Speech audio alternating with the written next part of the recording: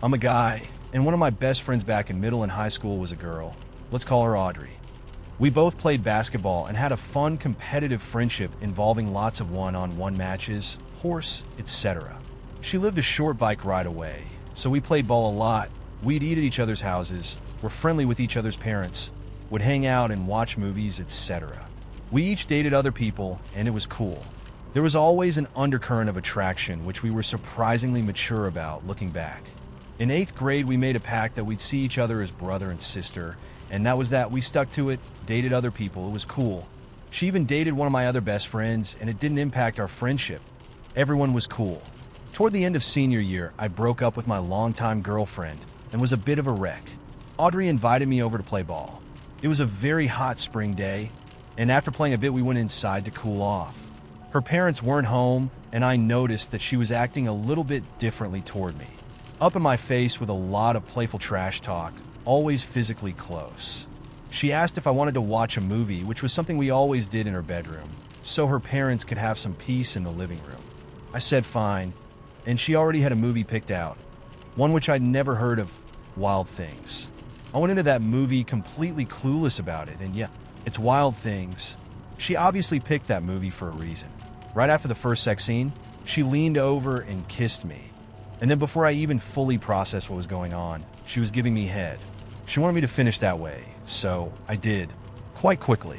She seemed happy with that, and we cuddled like lovers for the rest of the movie. Predictably, things got a little weird after that. As maturely as we'd handled things before, now neither of us knew what to do, especially since we were going to be going to college in different states. I knew that I didn't want to have a long-distance girlfriend despite my feelings for Audrey, and I think she felt that way too. We never hooked up again and didn't hang out much after that. We stayed in touch for a few years, and that was that. I didn't mean to eavesdrop. It just sort of happened. I was sitting at the coffee shop near my office, the one where I always went when I needed a break from emails and spreadsheets. It was a rainy afternoon, the kind where everything feels muted, and I was tucked away in a corner with my headphones on, pretending to listen to a podcast while scrolling through Instagram. That's when I heard his voice. I froze, my thumb hovering over the screen. I knew that voice as well as my own. It was Ben, my boyfriend of 3 years. He wasn't supposed to be anywhere near this side of town. He told me he was working late, stuck in meetings all day. But there he was, 2 tables away, sitting across from a woman I'd never seen before. My heart raced as I pulled my headphones down, careful not to make a sound. At first, I told myself it was nothing. Maybe she was a client or a friend. But then I saw the way he looked at her, and everything inside me went cold. It was the way he used to look at me. She leaned in, laughing softly, and reached across the table to touch his hand. And Ben, he didn't pull away. In fact, he smiled, his fingers brushing hers as if it were the most natural thing in the world. I sat frozen, unable to move, my mind spinning. I wanted to believe it was innocent, that there was some reasonable explanation for this. But the pit in my stomach told me otherwise. And then I heard him say it. "I've missed you." The words were soft, intimate, not something you say to a friend or a client. She smiled, a little sad but sweet. "I missed you too."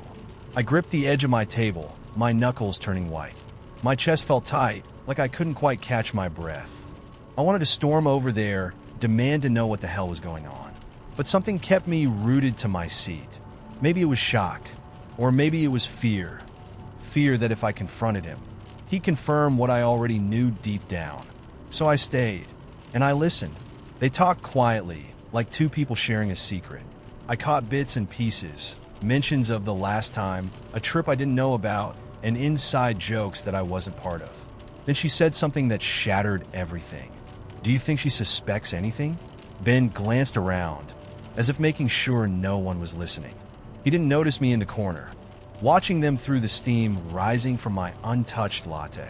"No," he said. "She has no idea." My heart broke right there in that coffee shop, in the middle of a rainy Tuesday afternoon. I wanted to scream, to cry, to throw my coffee at him and demand answers. But instead, I sat in stunned silence, the world around me blurring.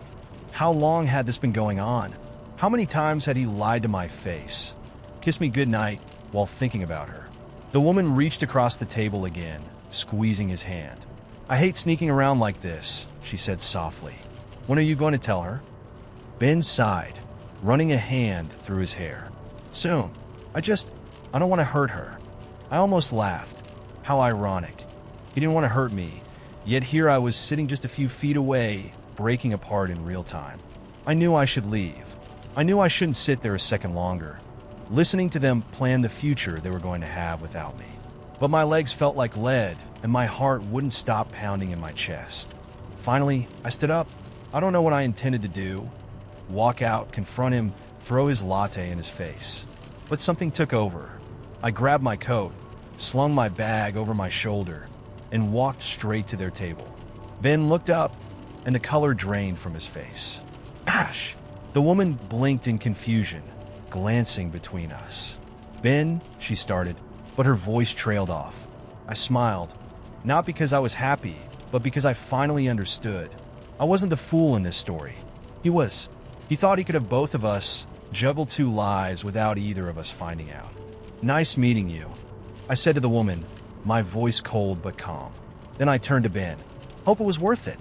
He opened his mouth to speak, but I was already walking away. The rain hit me the second I stepped outside, cold and sharp, but I didn't care. I kept walking, my feet splashing through puddles as the coffee shop and everything inside it faded behind me. It hurt, God, it hurt more than I thought it would. But with every step I took, the weight on my chest began to lift.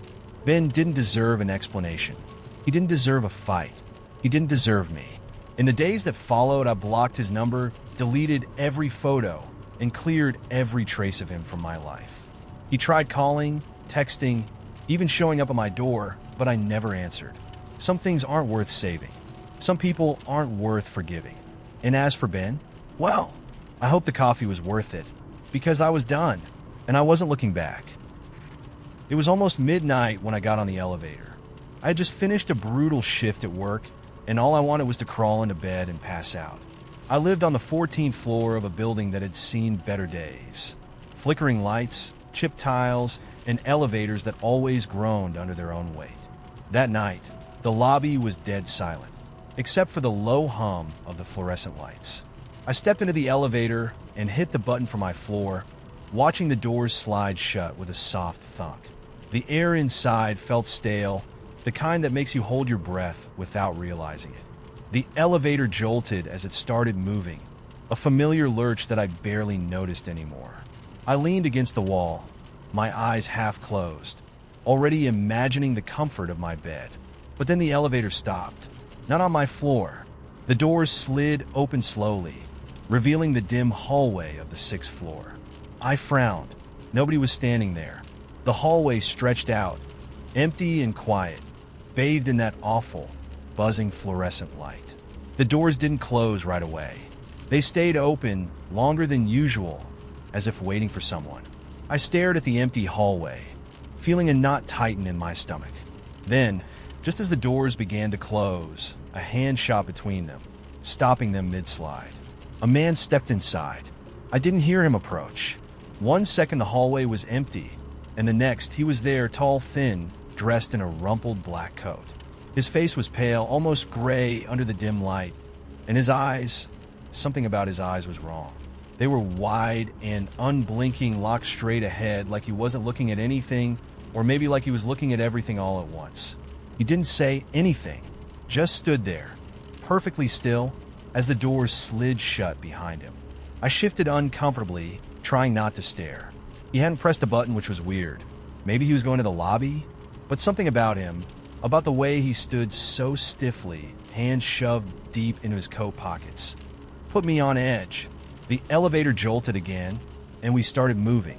I kept my gaze on the floor numbers, silently willing them to move faster. The man didn't move a muscle. The numbers ticked upward, 7, 8, 9. The hum of the elevator filled the silence, a low mechanical whir. Then, without warning, the man spoke. "You shouldn't be here," he said softly. His voice was low, almost a whisper, but it cut through the hum of the elevator like a knife. I turned toward him, my heart pounding. "Sorry," I stammered, hoping I'd misheard. He didn't answer. He just stood there, his eyes fixed on the doors, his expression completely blank. I felt a cold knot of fear twist in my gut. The elevator kept climbing, 10, 11, 12, and then it stopped. The floor indicator blinked. 13. There wasn't supposed to be a 13th floor. I stared at the number, my mind scrambling to make sense of it. Most buildings skip the 13th floor. It's bad luck, a superstition. But there it was, glowing red on the panel, 13. The door slid open, and the man turned toward me. "You shouldn't be here," he whispered again, but this time, there was a strange urgency in his voice. Then he stepped out of the elevator. The hallway beyond the doors was unlike any I'd seen before. It was dark, so dark I could barely make out the walls. The floor was covered in some kind of thick, wet sludge that shimmered faintly in the dim light. And the smell, it was awful, like damp earth and rotting wood. The man turned to face me, standing just inside the hallway. His unblinking eyes gleamed in the darkness. "Get off," he said. My heart raced. "What?" "Get off," he repeated, his voice sharper now. "Before it takes you to." The hairs on the back of my neck stood on end. I took a step back, shaking my head. "I'm not getting off here." The man's face twisted into a grimace. Not quite a smile, not quite a frown. "Suit yourself," he whispered. And then the doors began to close. I watched him as the gap between the doors grew smaller, his strange, pale face fading into the dark hallway beyond. Just before the doors sealed shut, I swear I saw something move behind him, something huge and writhing, slipping through the shadows toward him. The doors closed with a quiet thunk, and the elevator shuddered as it started moving again. I stood there, frozen, staring at the floor indicator. The numbers flickered, 14, 15, 16, like nothing had happened. When the elevator finally reached my floor, the doors slid open as if everything was perfectly normal. I stumbled out, heart pounding, and ran to my apartment without looking back. That night, I lay in bed, wide awake, trying to make sense of what I'd seen. But no matter how hard I tried, I couldn't explain it. The next morning, I went down to the lobby and asked the security guard about the 13th floor. "There is no 13th floor," he said, giving me a puzzled look. "We don't have one. The building skips from 12 to 14. I stood there, my stomach twisting with cold dread. And he added, "We don't have anyone on the 6th floor matching the description you gave. Maybe you imagined it." I knew I hadn't imagined it. I knew what I'd seen, and I knew what I'd heard. But here's the thing. Every time I take the elevator now, no matter where I'm going, I can feel it waiting just beneath the surface of the ordinary. Sometimes, when the elevator hums to life and the numbers begin to climb, I hold my breath, hoping, praying, that it won't stop at a floor that isn't supposed to exist. And sometimes, late at night, I swear I can still hear the man's voice in my mind, whispering from somewhere far away. "You shouldn't be here. One day, I know I'll see it again. The 13th floor. And when that happens, I don't think the doors will let me leave." You ever look at a little robot vacuum and think this thing is out to get me? No. Well, I hadn't either, until the day one tried to end my existence. I know it sounds ridiculous, but let me tell you, once you've stared death in the face of a malfunctioning Roomba, you'll never look at those little bastards the same way again. It all started on a lazy Sunday afternoon. My apartment was in that perfect state of just clean enough to ignore but dirty enough to be annoying, so I decided to run the Roomba. I'd bought it 6 months earlier during a blackout drunk spree of self-care spending and had named it Kevin. Don't ask me why. Kevin just felt right. Kevin was usually harmless, bumping into walls and getting stuck under chairs like a toddler who's had too much sugar. I'd grown used to hearing the little whir-whir as he tried, and often failed, to clean the place, leaving strange cropped circles of half-vacuumed dirt on my rugs. But that day, Kevin wasn't acting like himself. That day, Kevin had ideas. I hit the clean button on the app and went back to binge-watching a show, fully expecting him to handle his business without supervision. For the first 10 minutes, everything was fine. I could hear him humming away, dutifully making his little rounds. Then, something changed. I heard a strange clunk, followed by the sound of Kevin ramming into something hard. It wasn't his usual bump then back up routine. No, this was violent. I peeked into the hallway and saw him repeatedly slamming himself into the base of the bookshelf, like a tiny battering ram with a vendetta. "Kevin, what the hell?" I muttered, watching as he smacked into the wood with unsettling determination. I figured it was just one of those weird robot quirks, so I walked over, gave him a nudge away from the bookshelf, and left him to it. That was my first mistake. A few minutes later, I heard him again, wham, wham, wham. I went back to the hallway, only to find Kevin had managed to wedge himself under the bookshelf this time. His little spinning brushes were flailing wildly, kicking up a small cloud of dust bunnies, and he was vibrating with frustration. It looked ridiculous, but something about it gave me the creeps. Like he wasn't just stuck, he was angry. "All right, buddy, calm down," I said, crouching down to pull him out. As soon as I grabbed him, he lurched forward, and I swear to God, the damn thing bit me. Okay, it didn't really bite me. It was more like the brush whacked my fingers hard enough to sting, but still it felt personal. I yanked my hand back in surprise. "What the?" Before I could react, Kevin broke free, spun wildly, and charged at my feet like a rabid hamster. I jumped back, narrowly avoiding the attack. "Whoa, WHOA!" I shouted, as if reasoning with the robot might help. Kevin, now in full berserker mode, zipped toward me again. I stumbled backward, heart racing, and tripped over the coffee table, landing on but with a painful thud. Kevin took the opportunity to make his move. He buzzed toward me, spinning his brush in what I can only describe as a gesture of mechanical malice. I scrambled to my feet and bolted down the hallway, with Kevin whirring after me like a tiny Terminator on wheels. At this point, my survival instincts kicked in. I wasn't about to let some rogue vacuum turn me into a headline. "Local man found dead after brutal Roomba incident." I ran into the bathroom and slammed the door shut behind me, panting like I'd just escaped a lion. From the other side of the door, I could hear the little bastard bumping against it, again and again, relentless, like it knew I was trapped. I stood there, heart pounding, wondering what the hell was happening. Had Kevin gone rogue? Was this some kind of glitch? Or had the robot simply decided it was done with me? I pictured it short-circuiting, wheels spinning, sparks flying, and me explaining to paramedics, "Yeah, the Roomba did it." After a few minutes of silence, I cautiously opened the door a crack. Kevin was waiting for me, like a damn predator lying in ambush. The moment he saw daylight, he lunged forward, ramming into the door with renewed determination. That's when I knew I had to act. It was me or him. I grabbed the nearest weapon I could find, a plunger, and flung the bathroom door open. Kevin zoomed toward me, whirring in triumph. I swung the plunger like a man fighting for his life. Whap! The rubber end smacked him square on the sensor, sending him spinning in circles like a malfunctioning Roomba ballerina. With a triumphant yell, I grabbed him, flipped him over, and hit the off button. Kevin's wheels gave one last, sad little spin before coming to a halt. Victory. Sweet, exhausting victory. I collapsed onto the floor, clutching the plunger and gasping for breath. My heart was still pounding, and I couldn't decide if I wanted to laugh or cry. I had just fought a battle with a vacuum cleaner, and barely won. Later, after I calmed down and put Kevin back in his charging dock, upside down, just to be safe, I Googled Roomba malfunctions. Apparently, they can get confused by reflective surfaces or tight spaces, causing them to behave erratically. But honestly, I think Kevin was possessed. There's no other explanation for the way he came at me like that. These days, I don't run Kevin unless I'm in the same room, fully awake and armed with a plunger just in case. And whenever someone asks why I don't trust robot vacuums, I just smile and say, because I've seen things. Things you wouldn't believe.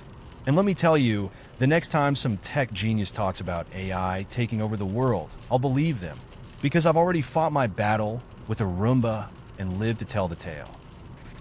I never thought one kiss could destroy years of friendship, but life has a funny way of proving you wrong. It wasn't supposed to happen. I wasn't supposed to cross that line. But when emotions run high, common sense goes right out the window, and you find yourself tangled in a mess you can't undo. This story is about my best friend's girlfriend, Emily. Yeah, I know how that sounds. Trust me, I've spent way too many sleepless nights regretting everything about this. My friend Ryan and I had been tight since freshman year of college. We'd gone through everything together. Bad relationships, late-night study sessions, the whole broke college kid experience. When he started dating Emily in our senior year, I was genuinely happy for him. She was kind, funny, and fit right into our friend group effortlessly. She wasn't just Ryan's girlfriend. She became one of us. For 2 years, everything was good, but things have a way of falling apart when you least expect it. It all came crashing down one summer night. Ryan had just landed his dream job in another city, meaning he'd have to move across the state. Emily was still finishing her degree and staying behind, at least for a few more months. The plan was for them to try long distance until she could join him, but anyone who's ever been in a long-distance relationship knows how complicated that can get. Ryan was throwing a little goodbye party at his place, a final hurrah before he packed up and left. Everyone showed up, and the night was full of laughs, booze, and nostalgia. I could tell Emily was struggling, though. She was doing her best to smile through it. But every time someone brought up Ryan leaving, her face would tighten for just a second before she forced a smile back. Around midnight, most of the party had cleared out, leaving just a few of us lingering. Ryan was deep into a drinking game with some other friends in the living room, and Emily was sitting by herself on the back porch, nursing a beer and staring out into the night. Something about the way she sat there, so still and lost in thought, made me feel this strange pull toward her. I grabbed a drink and joined her. "Hey, you okay?" I asked, sitting down on the step beside her. She gave me a sad smile, the kind that feels heavier than words. "I guess. Just a lot to process, you know?" I nodded. "Yeah, I get that. It's gonna be weird without him around." She took a sip of her beer, then glanced at me with this vulnerable look I wasn't used to seeing on her. "Do you think we'll make it? Long distance, I mean?" It was such an honest, raw question that I didn't know how to respond. I wanted to tell her, "Of course you will." I wanted to give her the reassurance she needed. But something about the way she looked at me, the way her voice wavered, like she didn't even believe it herself, made me hesitate. "I think it's going to be hard," I admitted, "but you guys are solid. If anyone can make it work, it's you two." She smiled again, but it didn't reach her eyes. "Yeah, I hope so."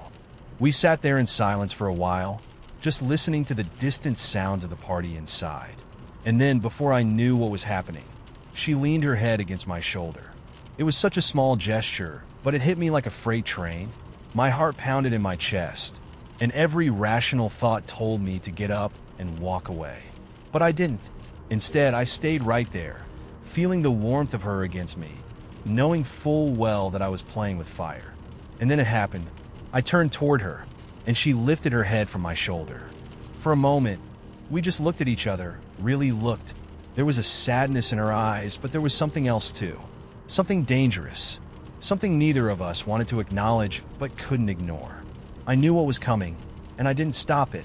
She leaned in first, her breath warm and shaky, and I met her halfway.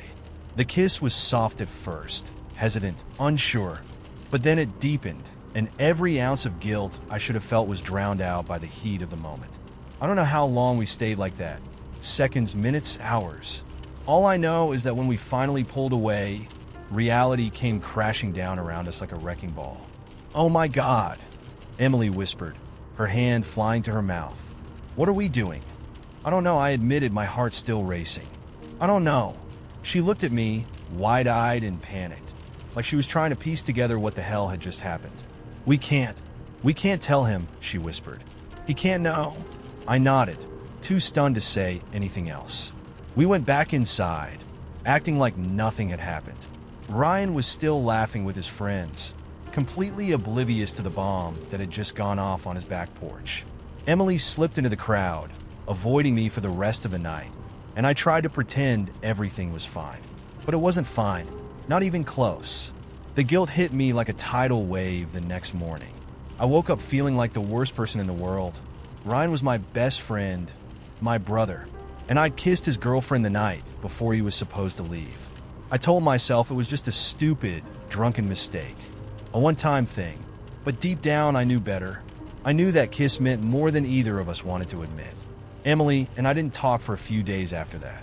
I think we were both hoping that if we ignored it, it would somehow go away. But it didn't. The silence between us only made things worse. And then about a week later, Ryan called me.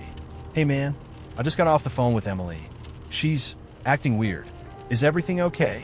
My stomach twisted. Oof, yeah. She's probably just stressed, you know?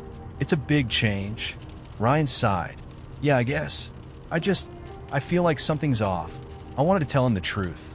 I wanted to come clean, to explain that it was a mistake and beg for his forgiveness.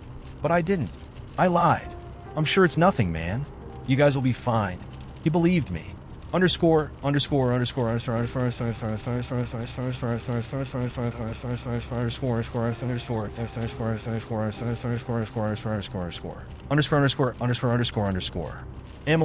and Ryan tried the long distance thing for a few months, but it didn't last.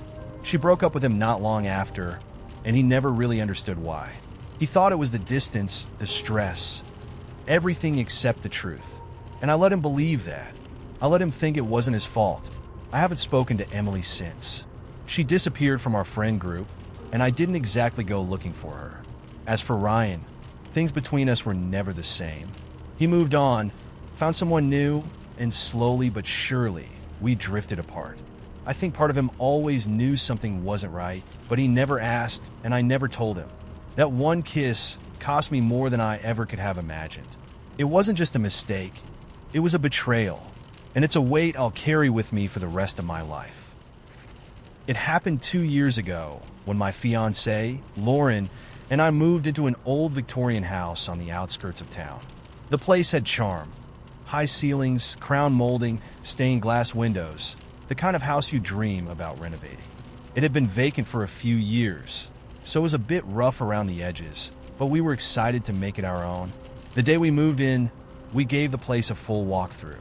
Every room had a story. Original wood floors here, antique light fixtures there. But there was one odd thing, a locked door in the upstairs hallway. I jiggled the handle, but it wouldn't budge. There was no keyhole, just a knob that refused to turn. It didn't make sense. The house had been sold as a 3-bedroom, but the layout suggested there should have been one more room, a small space right where that door was. We assumed it was just an old utility closet or maybe a sealed-off attic entrance. Lauren shrugged it off. We'll figure it out later, she said with a smile, dragging another box into the living room. But I couldn't stop thinking about it. Why would someone seal off a room without explanation? And what was behind that door? That night, as we settled in, a storm rolled through. The house groaned with every gust of wind, and rain tapped insistently against the windows. I wasn't used to the sounds yet, so every creak made me sit up just a little straighter. Around midnight, just as we were falling asleep, I heard something new. A soft thump, then another. It sounded like it was coming from inside the walls, right near the locked door. Lauren stirred beside me, but didn't wake. I told myself it was just the house settling, that old homes make weird noises. But I couldn't shake the feeling that something was moving. The next day, I decided to take another look at that door. I ran my hands along the edges, hoping to find a hidden latch or some sign of how to open it. That's when I noticed something odd. The frame was too tight. It wasn't just a door that had swollen shut from years of humidity. Someone had sealed it.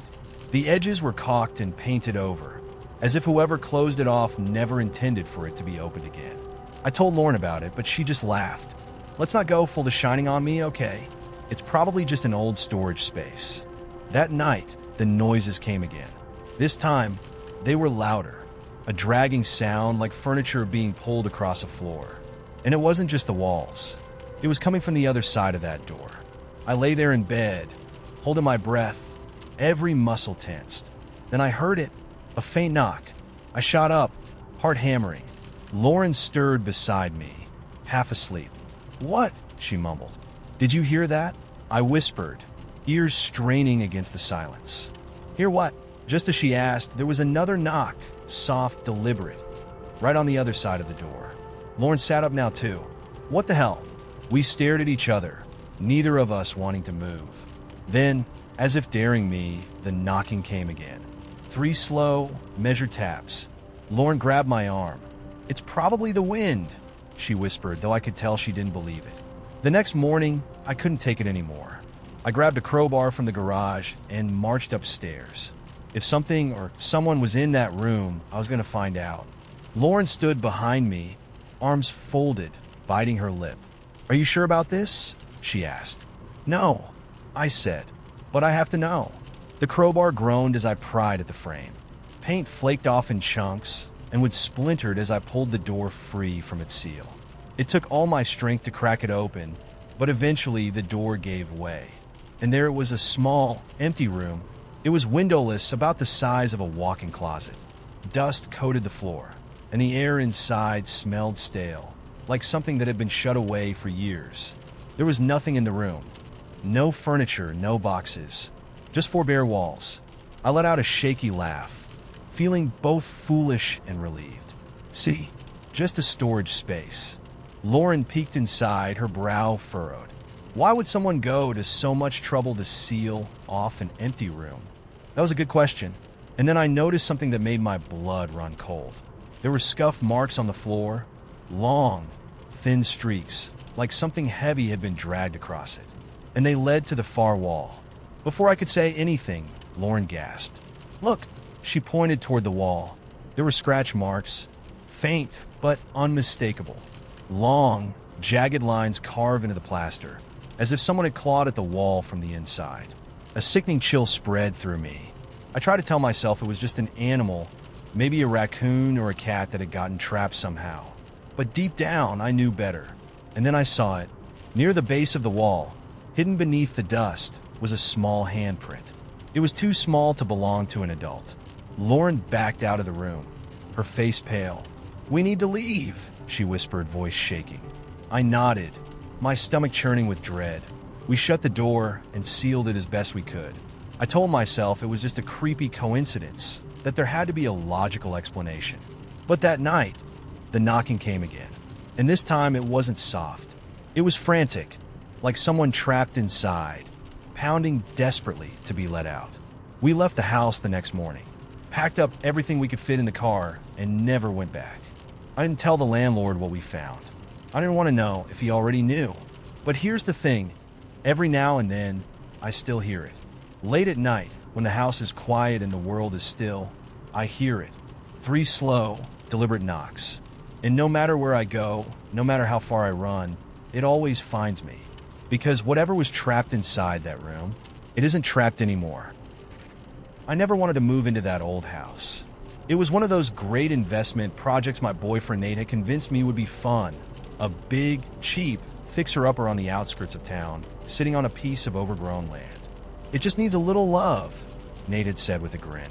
I wasn't sold on the idea, but we were getting it for next to nothing, and a part of me liked the thought of making it our own. The house itself was old, older than anything I'd ever lived in. The floors creaked no matter where you stepped, and the air inside was always just a little too cold, even on warm days. But I figured it was just the quirks of an old place. Nothing to be worried about. At first, things were manageable. There were the usual hiccups that come with old houses. Strange plumbing noises, doors that didn't close properly, lights that flickered now and then. Annoying, sure, but nothing we couldn't handle. It wasn't until we started renovating the upstairs bedroom that things got strange. We were tearing down some old wallpaper, planning to repaint the room, when Nate uncovered a hole in the wall, a jagged gap between the plaster and wooden beams. He shined his flashlight inside, squinting into the dark space. "There's something back here," he muttered. He reached into the hole and pulled out what looked like a small, tattered object. As the dust settled, I saw that it was an old leather-bound notebook, cracked and worn with age. There was no name on it, just a single word scrawled on the cover. "Keep." "Creepy," I said, forcing a laugh. Maybe the last owner kept a diary. Nate flipped it open, but the pages were mostly blank, except for a few strange sketches. Crude drawings of a house that looked suspiciously like ours, with odd symbols scrawled in the margins. "Looks like someone was an artist," Nate said, brushing it off. I tried to ignore the uneasy feeling that crept over me as we set the notebook aside and got back to work. But that was the first night I heard it, the sound coming from inside the walls. It was faint at first, just a soft, shuffling noise, like something moving between the beams. I thought it might be a raccoon or a squirrel, but the sound was deliberate, too deliberate. It didn't scurry or scratch like an animal. It moved slowly, methodically, like it was looking for something. I mentioned it to Nate, but he just shrugged it off. "Old houses make weird noises," he said. "Probably just the pipes settling." But I knew what I heard. Over the next few days, the noise got worse. It wasn't just at night anymore. It would start in the middle of the afternoon, low and steady, like footsteps dragging along the inside of the walls. Every time I tried to track it down, it seemed to move, always staying just out of reach. Then the tapping started. At first, it was just a gentle tap, tap, tap on the walls of the bedroom we were renovating, as if something on the other side was testing the surface. But soon, the tapping spread throughout the house. On the walls, the ceiling, even the floor. It wasn't constant, but it was always there, lurking just beneath the surface. Nate thought I was imagining things. "You're stressed," he said. "This place is a project. It's bound to feel overwhelming." But I knew it wasn't just in my head. One night, as I lay in bed, I heard the tapping again, soft, rhythmic, coming from the wall right next to my head. I pressed my ear to the wall, heart pounding. For a moment, the sound stopped. Then, from the other side of the wall, something tapped back. 3 slow, deliberate knocks. I jerked away from the wall, my pulse racing. There was no way anyone could be on the other side. Our bedroom shared a wall with the attic, which was sealed off and full of nothing but old insulation and dust. I shook Nate awake, but by the time he listened, the noise had stopped. He gave me a tired smile and kissed my forehead. "You're overthinking it," he murmured. "Just get some sleep." I didn't sleep at all that night. The next morning, I was determined to get to the bottom of whatever was inside those walls. While Nate was out running errands, I grabbed a flashlight and pulled the dresser away from the bedroom wall, revealing the small gap where the noise had been coming from. I shined the flashlight inside. At first, all I saw was darkness, just a narrow space filled with cobwebs and dust. But then something glinted in the beam of the flashlight. It was a small wooden carving. I reached inside and pulled it out, brushing away the dust. It was a strange little figure, crudely carved to resemble a person with long limbs and an oversized head. Its mouth was wide open in a twisted grin, and its eyes were tiny holes, black and empty. I felt a chill run down my spine as I stared at the figure. It looked wrong, like it wasn't made to be a toy, but something else, something meant to be hidden. As I held it in my hand, I heard the tapping again, louder this time, coming from directly behind the wall. And then, from the darkness inside the gap, I saw it. 2 small holes. Eyes. Peeking through the cracks in the wood. Watching me. I dropped the carving with a gasp and stumbled backward, my flashlight clattering to the floor. The tapping grew frantic, echoing through the walls, the rhythm growing faster and faster, like something was desperate to get out. I slammed the gap shut, shoving the dresser back into place with all my strength. The tapping stopped abruptly, as if whatever was inside had given up for now. When Nate got home, I told him everything. I begged him to help me check the walls, but he just shook his head, his expression unreadable. "There's nothing in the walls," he said softly. "You need to let it go."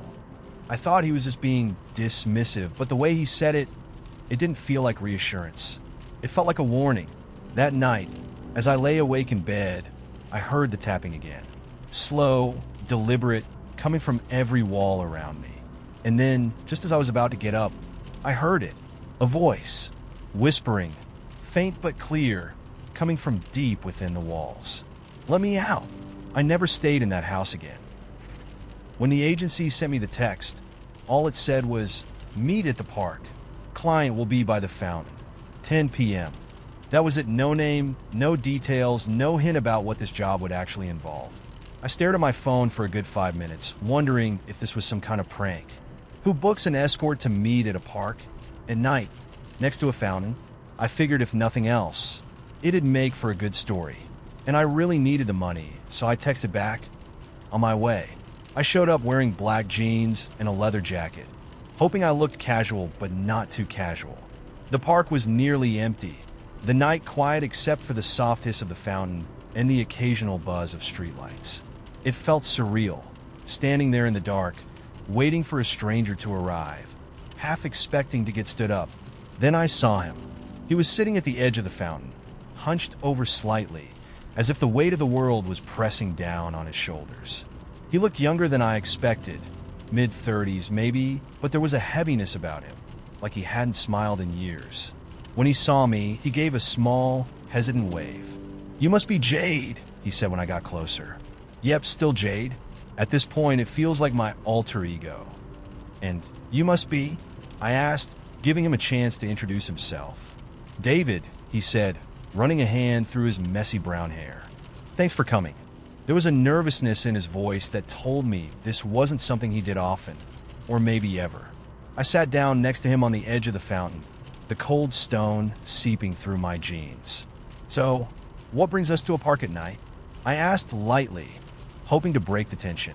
David let out a breath that sounded like it had been trapped in his chest for days. "I just needed to talk to someone," he admitted. "And I didn't want it to be someone I know." That made sense in a strange way. Sometimes it's easier to be honest with a stranger. No history, no judgment, no messy expectations.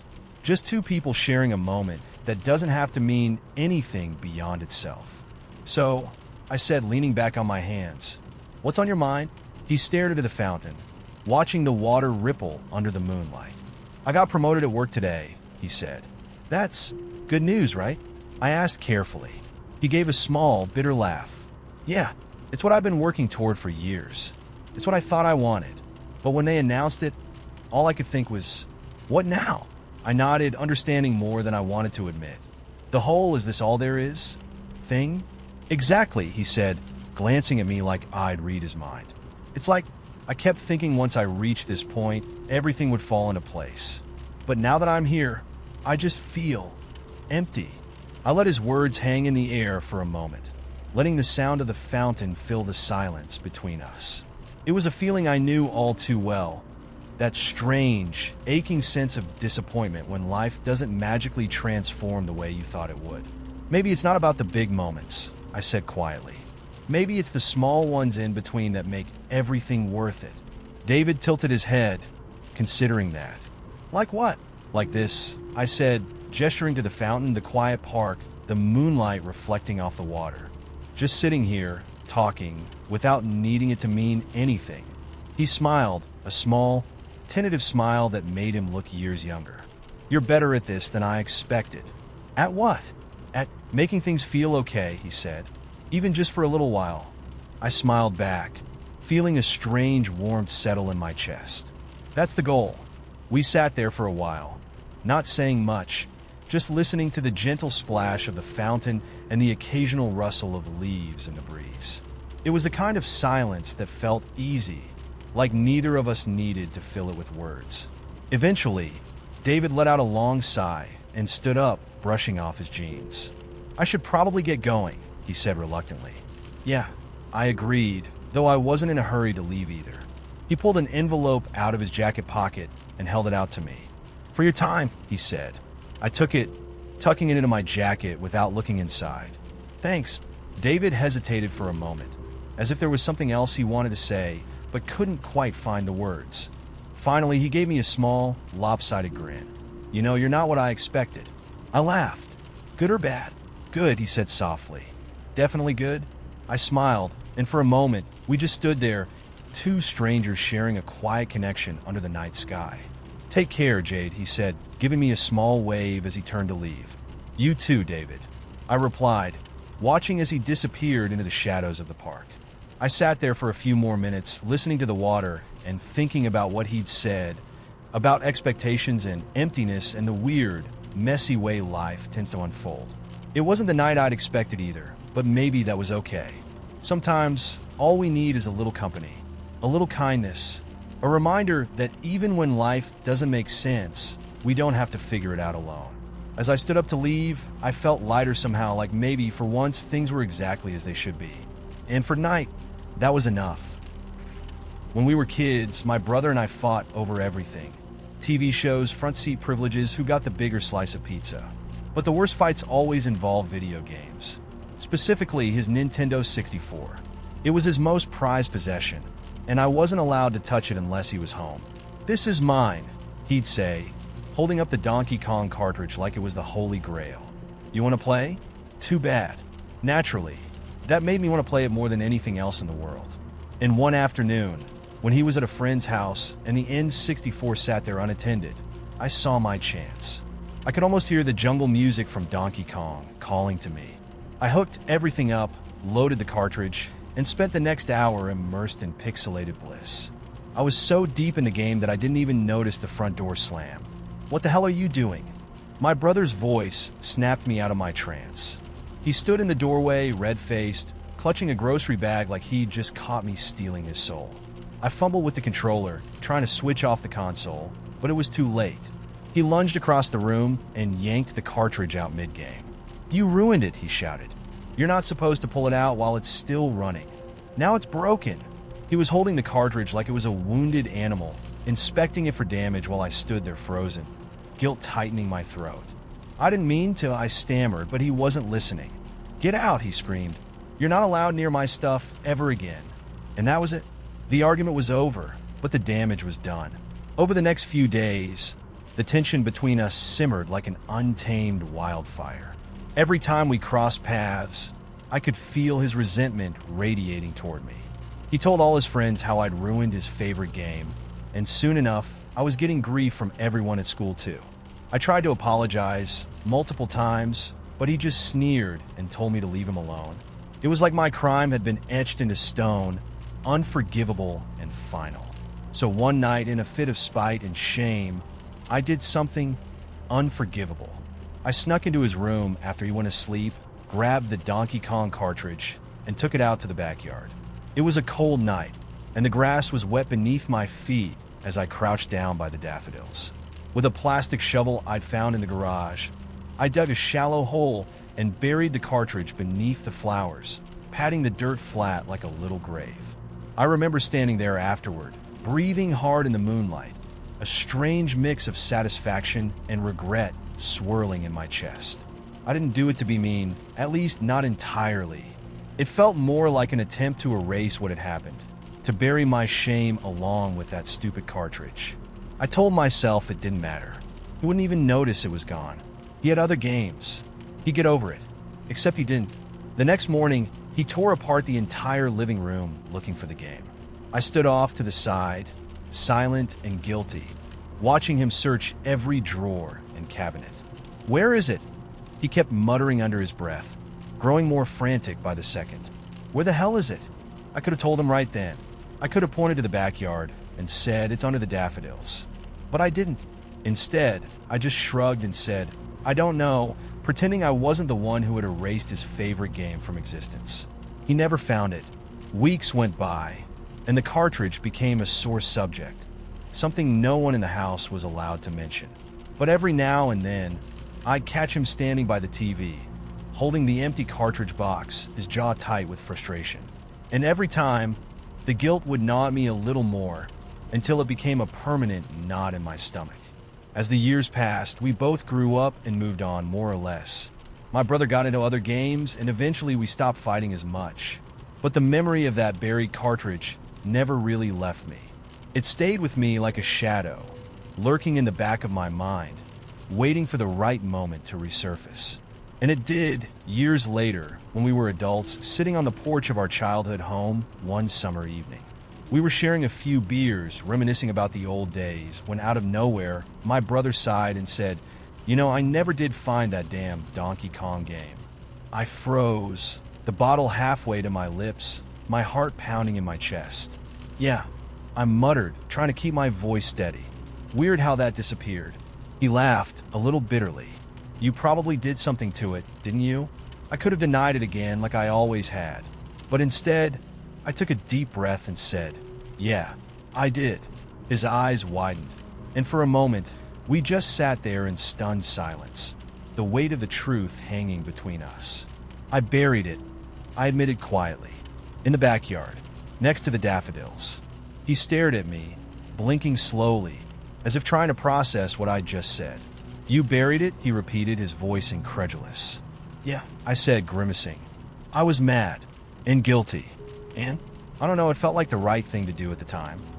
For a moment, I thought he was going to explode, yell at me, shove me off the porch, something, but instead, he just shook his head and laughed. A real, full-bellied laugh that made me feel both relieved and incredibly stupid. "You're such an idiot," he said, wiping his eyes. "I spent years looking for that damn thing." "Yes, sorry about that." He shook his head again, still smiling. "Man, I can't believe you buried it. Honestly, that's kind of hilarious." And just like that, the tension that had simmered between us for years dissolved into laughter. We sat there for hours that night, drinking beer and telling stories, and for the first time in a long time, it felt like everything between us was finally okay. The next morning, we went out to the backyard, dug around the daffodils, and sure enough, there it was. The old Donkey Kong cartridge, dirt-caked and worn, but still intact.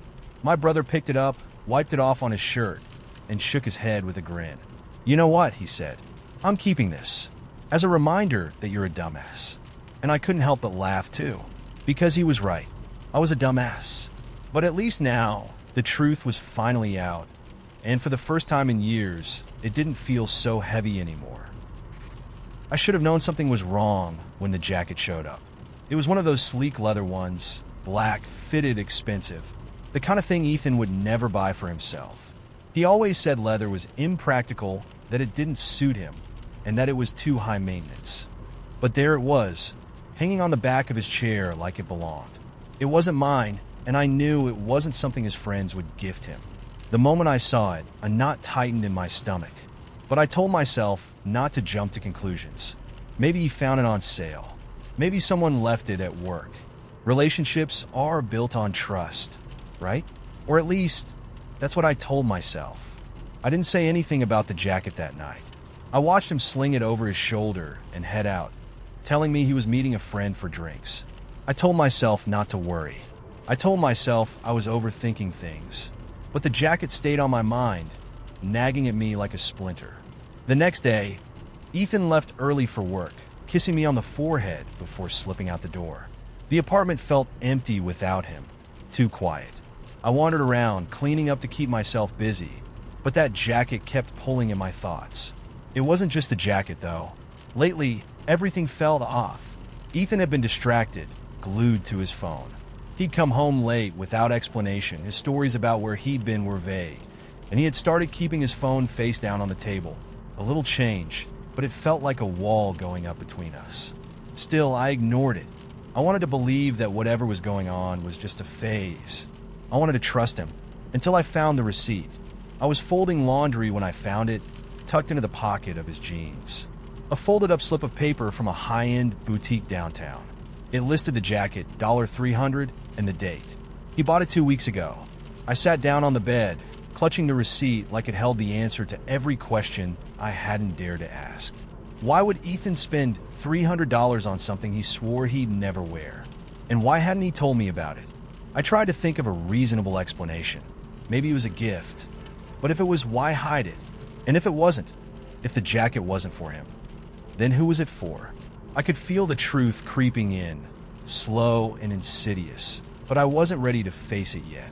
That night, when Ethan came home, I pretended everything was normal. We ordered takeout, watched a movie, and talked about nothing important. But the whole time, the receipt burned in my pocket, heavy with the weight of unspoken questions. When the movie ended, I decided I couldn't wait any longer. I reached into my pocket and pulled out the crumpled receipt, holding it up like a piece of evidence. "Care to explain this?" I asked, keeping my voice steady. Ethan froze, his expression shifting from confusion to something I couldn't quite place. "Where did you find that?" "In your pocket," I said. "The jacket. Why didn't you tell me you bought it?" He ran a hand through his hair, avoiding my gaze. "It's just a jacket, Ash. I didn't think it was a big deal." "It's a $300 jacket," I pointed out. "You don't even like leather." He shrugged, playing it off like it was nothing. I thought I'd try something new, but it didn't add up. None of it did. And the way he refused to meet my eyes told me there was more to the story. "Ethan," I said quietly, "who's the jacket really for?" The question hung in the air, thick and suffocating. For a moment, I thought he might tell me the truth. I thought he might come clean, say something, anything that would make sense of the growing distance between us. But instead, he lied. "It's for work," he said. "I bought it for a client dinner. I wanted to look presentable." I stared at him, the knot in my stomach tightening. Why didn't you just tell me that from the start? He hesitated, and that tiny pause gave him away. I didn't think it mattered, he said too casually. You're making a big deal out of nothing. There was that familiar deflection, trying to make me feel like I was overreacting. But I wasn't crazy, and I wasn't about to let this slide. I don't believe you, I whispered. The words hit him like a slap, and for a moment I saw something flash in his eyes, guilt, maybe, or regret. But it was gone as quickly as it came. Ash, come on, he said, his voice softening. It's just a jacket. Let's not fight about this, okay? But it wasn't just a jacket. It was the distance, the secrecy, the feeling that I was slowly being pushed out of his life without even realizing it. And I knew, in that moment, that I couldn't keep pretending everything was fine. I need to know the truth, Ethan, I said, my voice barely above a whisper. Please. He looked away, his jaw tightening. And that was all the confirmation I needed. I stood up, the weight of the truth settling over me like a cold blanket. I think I already know, I said quietly. Ethan reached for me, panic flashing in his eyes. Ash, wait. No, I shook my head, stepping back. I've waited long enough. I deserve better than this. His mouth opened, but no words came out. There was nothing left to say. I grabbed my keys and my bag, my heart heavy but resolute. As I reached the door, I glanced back one last time. The jacket was still there, draped over the chair like a silent witness to everything we had lost. I walked out that night and didn't look back. I blocked his number, deleted his photos, and cleared out the apartment. It hurt like hell, but I knew I was making the right choice. In the weeks that followed, Ethan tried to reach out. He sent long texts and left voicemails I never listened to. But I never responded. The truth is, once trust is broken, there's no going back. And that jacket? I never saw it again, but I didn't need to, because I finally understood something. When someone hides things from you, it's not just the jacket that doesn't fit, it's the whole relationship. And I was done trying to wear something that was never meant for me. This is one of those stories I wish I could erase from existence. If I could invent a time machine, this night would be the first thing I'd go back and undo. I knew what I was doing was wrong the entire time, but somehow I kept convincing myself it wasn't that bad, until it was. It started with a girl named Tessa. Tessa was dating my coworker, Jake, which made her strictly off limits. Jake wasn't just some random guy I worked with, he was my buddy. We weren't super close, but we'd grab beers after shifts, swap dumb jokes during work, and talk about football like we knew what we were saying. A solid dude. And Tessa? She was gorgeous, sharp, and had that mischievous sparkle in her eye that made her instantly likable. From the moment I met her, I knew she'd be trouble. But trouble always seems to find me, so of course I got pulled right into it. It all started when Jake had to leave town for a week to help his parents with something. A few nights into his trip, Tessa hit me up on Instagram, completely out of the blue. It wasn't a flirty message, just casual. Something like, hey, you free? I'm bored and all my friends are busy tonight. I knew, deep down, that it was a bad idea to hang out with her. But boredom is a hell of a motivator, and the way I saw it, we were just two people with nothing to do. What could possibly go wrong? I agreed to meet her at this dive bar downtown. Harmless, right? Wrong. The night started off innocently enough. We ordered drinks, made small talk, and everything felt normal. But somewhere between the second and third round, things shifted. The conversation became a little more personal. Her venting about Jake, me pretending to listen while trying not to stare at the way her hair fell over her shoulder. I love Jake, don't get me wrong, she said, swirling her drink. But sometimes it feels like I'm not even on his radar. I should have taken that as my cue to leave. I really should have. But instead, I leaned in just a little closer and said, he's an idiot if he makes you feel that way. Tessa gave me this slow, knowing smile, the kind that sends warning sirens blaring in your brain. But instead of listening to those sirens, I ordered us another round. We left the bar around midnight, both of us a little drunk and a lot more comfortable with each other than we should have been. The smart thing would have been to say goodnight and go our separate ways. But Tessa asked if I wanted to come back to her place to watch a movie. You know, like adults do. I knew exactly what was about to happen. I knew, and I still said yes. The second we stepped into her apartment, the movie idea went out the window. We barely made it to the couch before we were kissing, sloppy and fast, like two people who had been holding back for far too long. I kept telling myself I'd stop, that this was just a momentary lapse in judgment. But the more we kissed, the harder it became to care. We stumbled into her bedroom, pulling off clothes and whispering things we shouldn't have been saying. Every thought of Jake, of consequences, of basic human decency, melted away in the heat of the moment. It was thrilling. It was stupid. And it was absolutely 100% the worst decision I've ever made. The morning after hit me like a punch to the gut. I woke up tangled in her sheets, my head pounding from the hangover and the guilt. Tessa was still asleep beside me, her hand draped lazily across my chest. For a moment, I lay there in stunned silence, trying to piece together what the hell I'd just done. My phone buzzed. I glanced at the screen and saw a message from Jake. "Back in town tonight. Let's grab drinks after your shift." I nearly threw up right there. I scrambled out of bed, grabbing my clothes off the floor as quietly as I could. Tessa stirred, opening one eye and smiling at me. "Sneaking out already?" she murmured, her voice thick with sleep. I have to go," I stammered, yanking my jeans on like the room was on fire. She just laughed. "Relax. He's not going to find out." But I knew better. Secrets like this always come out. I spent the next few days in a fog of anxiety, waiting for the fallout. Every time Jake texted me, I felt like I was holding a live grenade in my hand. Tessa, on the other hand, acted like nothing had happened. She sent me a few playful texts, but I ignored them, hoping she'd get the hint. I told myself that maybe, just maybe, I could get away with it. Maybe Jake would never know, and life would go on as usual. Then, a week later, everything blew up. Jake showed up to work one afternoon, his face tight with anger. I knew immediately that something was wrong. He didn't say anything at first, just went about his tasks like a man on autopilot. But when our shift ended, he cornered me in the parking lot. "Can we talk?" he said, his voice dangerously calm. I nodded, already bracing for the worst. "I know," he said flatly. My stomach dropped. "Know what?"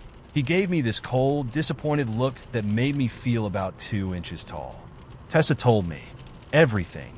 I opened my mouth to say something, anything, but the words wouldn't come. What do you even say in a situation like that? "Sorry I slept with your girlfriend? Oops." "I trusted you," Jake said quietly. "I thought you were my friend." Hearing those words hit harder than any punch. I wanted to explain, to apologize, to somehow make it right. But there was nothing I could say that would fix what I'd done. Jake shook his head, disgusted. "We're done, man. Don't ever talk to me again." And just like that, he walked away, taking whatever friendship we had left with him. It's been years since that night, but the guilt still follows me around like a shadow. I don't know what happened between Jake and Tessa after that, and honestly, I don't want to know. Last I heard, Jake moved to a new city and cut ties with everyone from our old job, including me. As for Tessa, she sent me a few messages after everything blew up, but I never responded. I couldn't. Every time I thought about her, all I could see was Jake's face, the disappointment, the betrayal. It's a memory I'll never shake. Some mistakes stay with you forever. And this one's gonna haunt me for the rest of my life. For the past 2 years, I've been pretending to be a coffee connoisseur. My boyfriend? He's obsessed. He grinds his own beans, weighs them on a digital scale, measures water temperature down to the degree, and talks about flavor notes like he's describing fine wine. Me? I think all coffee tastes like slightly burnt dirt. But I've been faking my enthusiasm for so long that I'm now trapped in a caffeine-fueled nightmare I can't escape. It all started on our first morning together. I stayed over at his place, and when I stumbled into the kitchen, there he was, leaning over a sleek espresso machine, pouring hot water in slow, precise circles. "Good morning," he said, looking way too cheerful for 7 a.m. "How you like your coffee?" Now, the smart thing would have been to tell him the truth. I don't even like coffee that much. I'm more of a tea person, but instead I panicked. I didn't want to seem high maintenance or boring, so I smiled and said, "I'll take whatever you're having." Big mistake. Huge. He lit up like I just told him I wanted to run away to Paris with him. "You're going to love this," he said. "It's a single-origin Ethiopian roast with bright citrus notes and a hint of jasmine." I had no idea what any of that meant, but I nodded enthusiastically, like he'd just revealed the secret to happiness. Then he handed me the cup. I took a sip and immediately felt my soul leave my body. It was the most bitter, acidic thing I'd ever tasted. But he was watching me so closely, grinning like a proud dad, that I had no choice but to fake it. I said, forcing a smile. So complex. And that was the beginning of the end. From that moment on, I became his coffee soulmate. We started every morning with a cupping session where he brewed different beans and asked for my opinion on the flavor. I learned to say vague things like, "It's got a nice body," or "I love how it finishes on the palate," even though I had no idea what a palate was supposed to taste like. One time, I even said a cup reminded me of Whetstone. He nodded approvingly, and I nearly fainted from the effort of keeping a straight face. It wasn't long before the obsession spread. He started ordering specialty beans from obscure roasters with names like Volcano Bloom and Forest Sunday. Our kitchen began to resemble a science lab, with beakers, thermometers, and multiple coffee grinders, each apparently for different grind sizes. Every time I tried to gently suggest that maybe we didn't need 5 brewing methods, he'd look at me with those big, excited eyes and say, "But each method brings out different flavor profiles." And I'd nod, silently mourning the space in our cupboards that used to be reserved for snacks. Then came the coffee shop dates. He insisted on trying every independent cafe in the city, grading each cup like a sommelier. Meanwhile, I was choking down espresso after espresso, nodding along like I knew what was going on. One cafe served something called a cordidu, and I smiled as if I'd heard of it before, when in reality, I thought it was a Pokemon. The real nightmare began when he bought me my own fancy coffee gear for my birthday. A Chemex, a grinder, and worst of all, a set of flavor journals where I was supposed to document my thoughts on every cup I drank. I filled the first few pages with complete nonsense, phrases like floral aftertaste and hints of caramel on the back end, hoping he wouldn't catch on. But now he thinks I'm a coffee genius. He introduces me to people as the woman with the most refined palate I've ever met. One time, he even pulled me into a conversation with his barista friend and said, "Tell her what you thought about that washed Colombian we had last week." I panicked and blurted out, "Oh, the acidity was so vibrant." She nodded like that made sense, and I somehow escaped without getting caught. And now, because the universe is cruel, he's planning a coffee tasting trip to Costa Rica. We'll visit farms, meet roasters, and really immerse ourselves in the culture, he said, looking more excited than I've ever seen him. I am completely, utterly screwed. I've considered every possible way to get out of it. Maybe I can fake a sudden caffeine allergy? Or say I need to stay home to take care of the plants, even though we only have 2 succulents and they're both half dead. But deep down, I know I'm trapped. Here's the thing though, as much as I hate coffee, I love him. And seeing how happy it makes him, sharing this part of his world with me, makes it all almost worth it. Even if I have to drink 100 more cups of bitter sludge, I'll do it for him. But just to be safe, I'm bringing a stash of tea bags to Costa Rica. Love might be patient, but I draw the line at volcanic brews. Every year, our school hosted a talent show. And every year, it was the same thing. Some kid singing a bad cover of a Taylor Swift song, a handful of awkward guitar solos, and the occasional cringeworthy attempt at stand-up comedy. Nobody really wanted to participate, but the teachers hyped it up as a great way to build community. Translation: it was mandatory for extra credit in some classes. So there we were, me, Jake, and Dave, sitting at lunch, trying to figure out how we could get through this disaster without actually embarrassing ourselves. Jenny, the class president, and our only connection to anything resembling sanity, suggested we perform something simple and non-controversial, like a song. But Jake doesn't do simple. He leaned back in his chair, popped open a soda, and with that familiar gleam in his eye, said, "Nah, we're gonna do something epic. We're gonna put on a rock opera." We all groaned in unison. "Jake, what the hell are you talking about?" "Trust me," he said, grinning like a madman. "We'll dress up, we'll go big, we'll blow everyone's minds. They won't know what hit them." Dave looked skeptical. "You can't even play an instrument." "Doesn't matter," Jake replied. "It's all about the show." And just like that, we were in. Over the next week, Jake somehow convinced us to help him throw together the most unhinged performance our school had ever seen. We spent every afternoon after school in Brian's garage. Yes, Van Brian, naturally, putting together makeshift costumes and practicing choreography that could generously be described as creative. The theme? Space Vikings. We wore aluminum foil helmets, borrowed toy swords from Dave's little brother, and taped glow sticks to our clothes. Jake insisted on wearing a cheap Darth Vader cape he found at a thrift store, which made no sense but looked awesome. The plot of our rock opera was, well, it didn't exactly make sense either. The basic idea was that we were intergalactic warriors from a distant galaxy, sent to Earth to battle a giant space dragon, portrayed by Jenny, reluctantly, wearing a cardboard mask and flapping her arms like wings. The performance ended with us staging a sword fight in the middle of a laser show.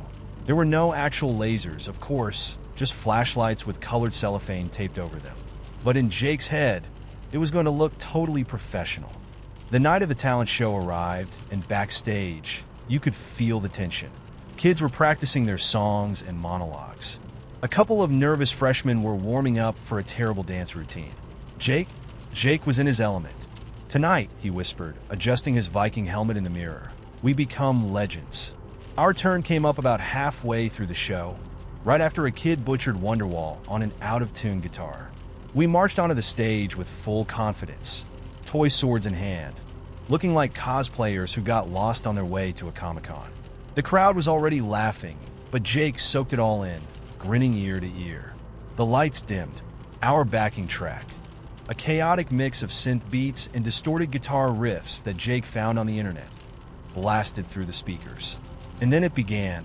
We opened with Jake shouting, "We are the Vikings of Nebula Prime," before launching into what can only be described as a series of offbeat, half-screamed lyrics about conquering planets and defeating evil space serpents. None of it rhymed. Most of it was just gibberish. But we went all in. Halfway through, Dave tripped over his own sword and crashed into a microphone stand, which knocked over the prop dragon mask Jenny was wearing. She muttered a curse under her breath and just kept flapping her cardboard wings because the show must go on. Then came the sword fight. Jake and I grabbed our toy swords and staged the most over-the-top duel you could imagine, complete with slow-motion dodges and spinning moves we definitely didn't rehearse. At one point, Jake tried to leap over a folding chair, but got tangled in his cape and face-planted on the stage. The crowd howled with laughter. Jake scrambled to his feet, unbothered, and yelled, "The battle is not over," before swinging his sword wildly. He accidentally smacked the drama teacher's podium, which toppled off the edge of the stage and shattered into 3 pieces. That's when things really went off the rails. Somehow, Dave got too into character and launched himself off the stage, crashing into the front row of seats. Jenny gave up entirely and threw her dragon mask into the crowd, where it hit one of the vice principals in the face. And Brian, who was supposed to be manning the flashlights backstage, hit the wrong switch and accidentally turned on the overhead sprinkler system. Yes, the sprinklers. Water rained down on us mid-performance, soaking the stage, the audience, and all our costumes. The cardboard props disintegrated on the spot. Kids were screaming and slipping all over the gym floor. Somewhere in the chaos, Jake picked up his sword and screamed, "This is what victory feels like." At that moment, the principal burst into the gym, looking like he had just aged 10 years. Mr. Haggerty, with water dripping from his bald head, stomped through the chaos and yelled, "What the hell is this?" Without missing a beat, Jake pointed his sword dramatically and shouted, "The Space Vikings have conquered Earth." That was the last straw. Mr. Haggerty pulled the plug on the sound system, ending the show mid-song, and ordered everyone out of the gym. We were escorted off stage, still in costume, while the rest of the talent show was canceled on the spot. The fallout was spectacular. We were banned from participating in any future talent shows, forever. The drama teacher looked like she was going to cry when she saw what was left of her podium. And the janitors were furious about having to mop up the sprinkler mess for hours. Jake, of course, was thrilled. "Did you see their faces?" he said, grinning ear to ear as we stood outside, still soaked from the sprinklers. "We blew their minds. We got detention for a week, but honestly, it was worth it." To this day, People still talk about the Space Viking incident. The seniors loved it. Even the freshmen, who normally hated everything, said it was the best thing they'd ever seen. And every time someone mentions it, Jake just smiles and says, they banned us because we were too good. And honestly, he might be right. Parking garages are weird places. They're cold, gray, and oddly quiet, like liminal spaces that exist outside of time. You never really think about them, do you? Just in and out, done. At least that's what I thought. But let me tell you, I've seen the dark side of parking garages, and it almost took me out. It started on an unremarkable Tuesday. I had just wrapped up dinner with a friend downtown and was heading back to my car, which was parked on the 5th floor of one of those multi-level garages. You know the kind, concrete walls, flickering fluorescent lights, a vague sense that someone might jump out of the shadows and ask for spare change. The first sign that something was wrong came when I tried to leave. I drove up to the exit gate, rolled down my window, and inserted the little parking ticket. The machine made a cheerful beep, as if to say, "Hi there, your night's about to get a lot worse." Then the screen blinked. Error, payment required. Please pay at the kiosk. Annoying, sure, but not a disaster. I threw the car in reverse, did a weird little 3-point turn, and drove back up the ramp to find the payment kiosk. When I finally located it, tucked away in a dark corner on the 2nd floor, it had a big, glowing out-of-order sign taped to the screen. Great. No problem, I thought. I'd just find another exit or another machine. There had to be more than one, right? Wrong. I spent the next 20 minutes driving in circles, ramp after ramp, spiraling deeper into the garage like I was trapped in a concrete version of Dante's Inferno. Everywhere I went, the same damn message. Pay at the kiosk. Every kiosk I found was out of service. Every gate refused to budge. It was like the whole garage had gone on strike, and I was the poor idiot stuck in the middle of it. And that's when it started to hit me. I might not get out of here tonight. My phone was running low on battery because of course it was, and the signal inside the garage was trash. I managed to send a single text to my friend before the bars disappeared. Hey, so, I'm trapped in the parking garage. If I die in here, tell everyone I went out fighting. No response. Just the gray little sending bubble. Perfect. At that point, I was getting desperate. I found a gate that seemed unattended and thought, what if I just ram it? I mean, how strong could a parking gate really be? But the last thing I needed was to end up on the local news. Man dies in bizarre garage escape attempt. That, or getting arrested for vandalism, which felt like a worse way to go. So I kept driving, scanning every level for a way out. I tried calling the help button at one of the gates, but it just beeped and crackled like someone on the other end had given up on life. That's when I noticed the air. It had this stale, dusty quality, like the ventilation system had been working overtime since the 90s. I rolled down the windows, but the cold air did nothing to calm my rising anxiety. My stomach growled, reminding me that in addition to being stuck, I was also starving. The thought crossed my mind. What if I have to spend the night here? I imagined myself curled up in the back seat like a hobo, slowly losing my mind as the hours ticked by. Would I ration the gum in my glove compartment? Would I start talking to myself? By morning, I'd probably be wearing a tinfoil hat and cursing the machines. At some point, I parked the car, leaned back, and laughed. Not a normal laugh, a man on the verge of a breakdown kind of laugh. The absurdity of it all hit me at once. I was trapped in a garage. Not a jungle, not a haunted house, not even a snowstorm, just a stupid, boring parking garage. The dumbest place on earth to die. And then, just as I was preparing to make peace with my new life as a parking garage hermit, I saw it. A small, dimly lit exit-only ramp, tucked away behind a pillar I had somehow missed on my earlier laps. It was like the gates of heaven opening, and I swear I heard angels singing. I slammed the car into drive and sped toward it, tires screeching. But as I got closer, my heart sank. There was a gate at the end of the ramp and no ticket machine, just a keypad for some kind of access code. No, no, no, no, I shouted, gripping the steering wheel like it owed me money. I stared at the keypad, trying to will it into submission. This couldn't be happening, not when I was so close. Then, out of sheer frustration, I hit the gas. The car rolled slowly toward the gate. Closer, closer. And just as I was about to slam on the brakes, The gate let out a beep and lifted. I blinked. It took me a moment to realize what had just happened. The gate must have had a sensor. I didn't need a ticket or a code. I just needed to drive forward like a normal person. I let out a breath I didn't know I was holding and burst into laughter. It wasn't just relief. It was the kind of manic, uncontrollable laughter that comes from dodging disaster by sheer dumb luck. I rolled through the gate, out into the crisp night air, and swore to myself, never again. As I drove home, I couldn't help but shake my head. I had just spent over an hour trapped in a parking garage, spiraling into existential dread, when all I had to do was drive forward. It was the dumbest adventure of my life, and it nearly killed me, not physically, but emotionally, spiritually, and on every other level that matters. These days, I avoid parking garages whenever I can. If there's street parking, I take it. If I have to park 5 blocks away and walk, so be it. Because life is too short to get trapped in places that seem harmless, but are secretly hell on earth. And if anyone ever asks me why I refuse to park in garages, I just smile and say, you had to be there. This happened a couple of years ago when I was commuting by train to my night shift job.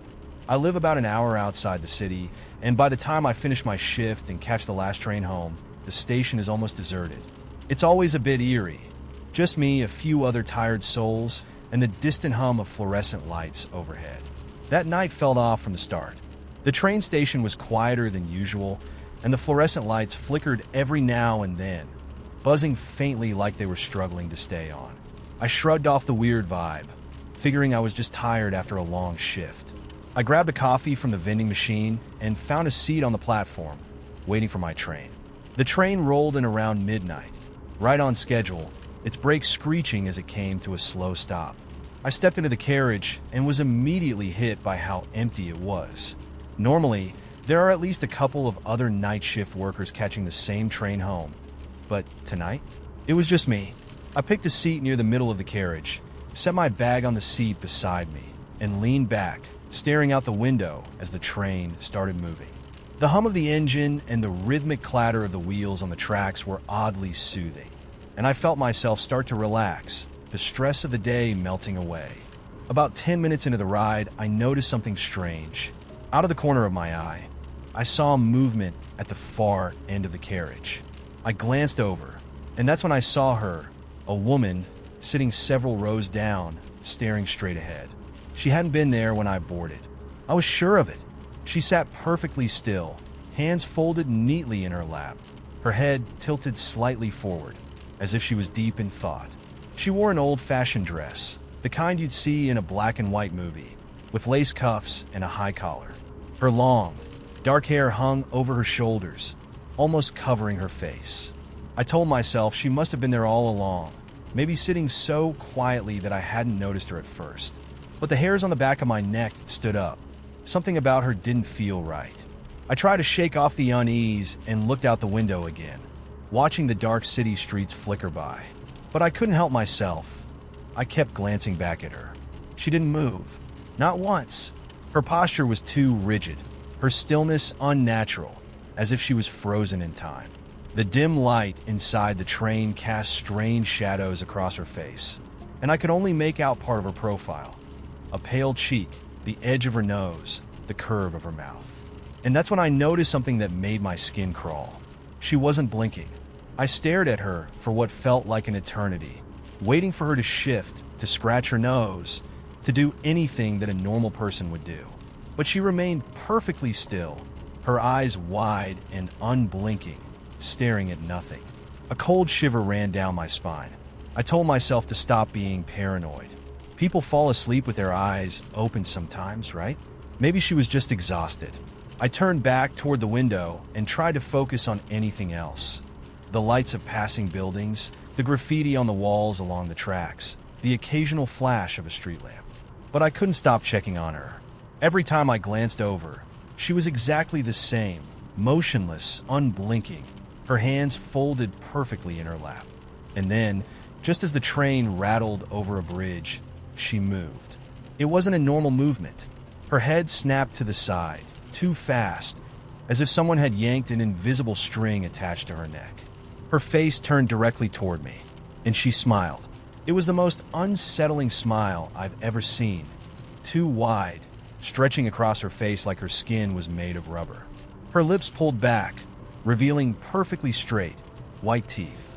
Her eyes were still wide open, unblinking and locked onto mine. My heart stopped. For a moment, neither of us moved. I was frozen in place, my hands gripping the armrests so tightly my knuckles turned white. And then, slowly, she began to stand up. She didn't use her hands to push herself up. She just rose, her body stiff and unnatural, like a marionette being lifted by invisible strings. The train rocked slightly as it rounded a curve, but she didn't sway or stumble. She stood perfectly still, her smile never faltering, her eyes locked onto mine. Then she started walking toward me. I've never felt fear like that before. Pure, paralyzing terror. Every instinct in my body screamed at me to move, to run, to get the hell off that train. But I couldn't. I was frozen, trapped in my seat, watching as she came closer. Her steps were slow and deliberate, each one perfectly measured. The hem of her dress barely whispered against the floor, and her hands hung limply at her sides. I tried to tell myself it was some kind of weird dream, that I was hallucinating from exhaustion. But deep down, I knew this was real. She reached the seat directly across from me and stopped. Her smile grew wider, stretching impossibly far, as if the corners of her mouth might tear. Her eyes were still wide, still unblinking, still locked onto mine. And then she whispered 2 words. Not yet. My blood ran cold. Before I could react, the train lurched and the overhead lights flickered violently. For a brief moment, the carriage was plunged into darkness. When the lights came back on, she was gone. I looked around frantically, my heart pounding in my chest, but the carriage was empty. Just me and the sound of the train rattling along the tracks.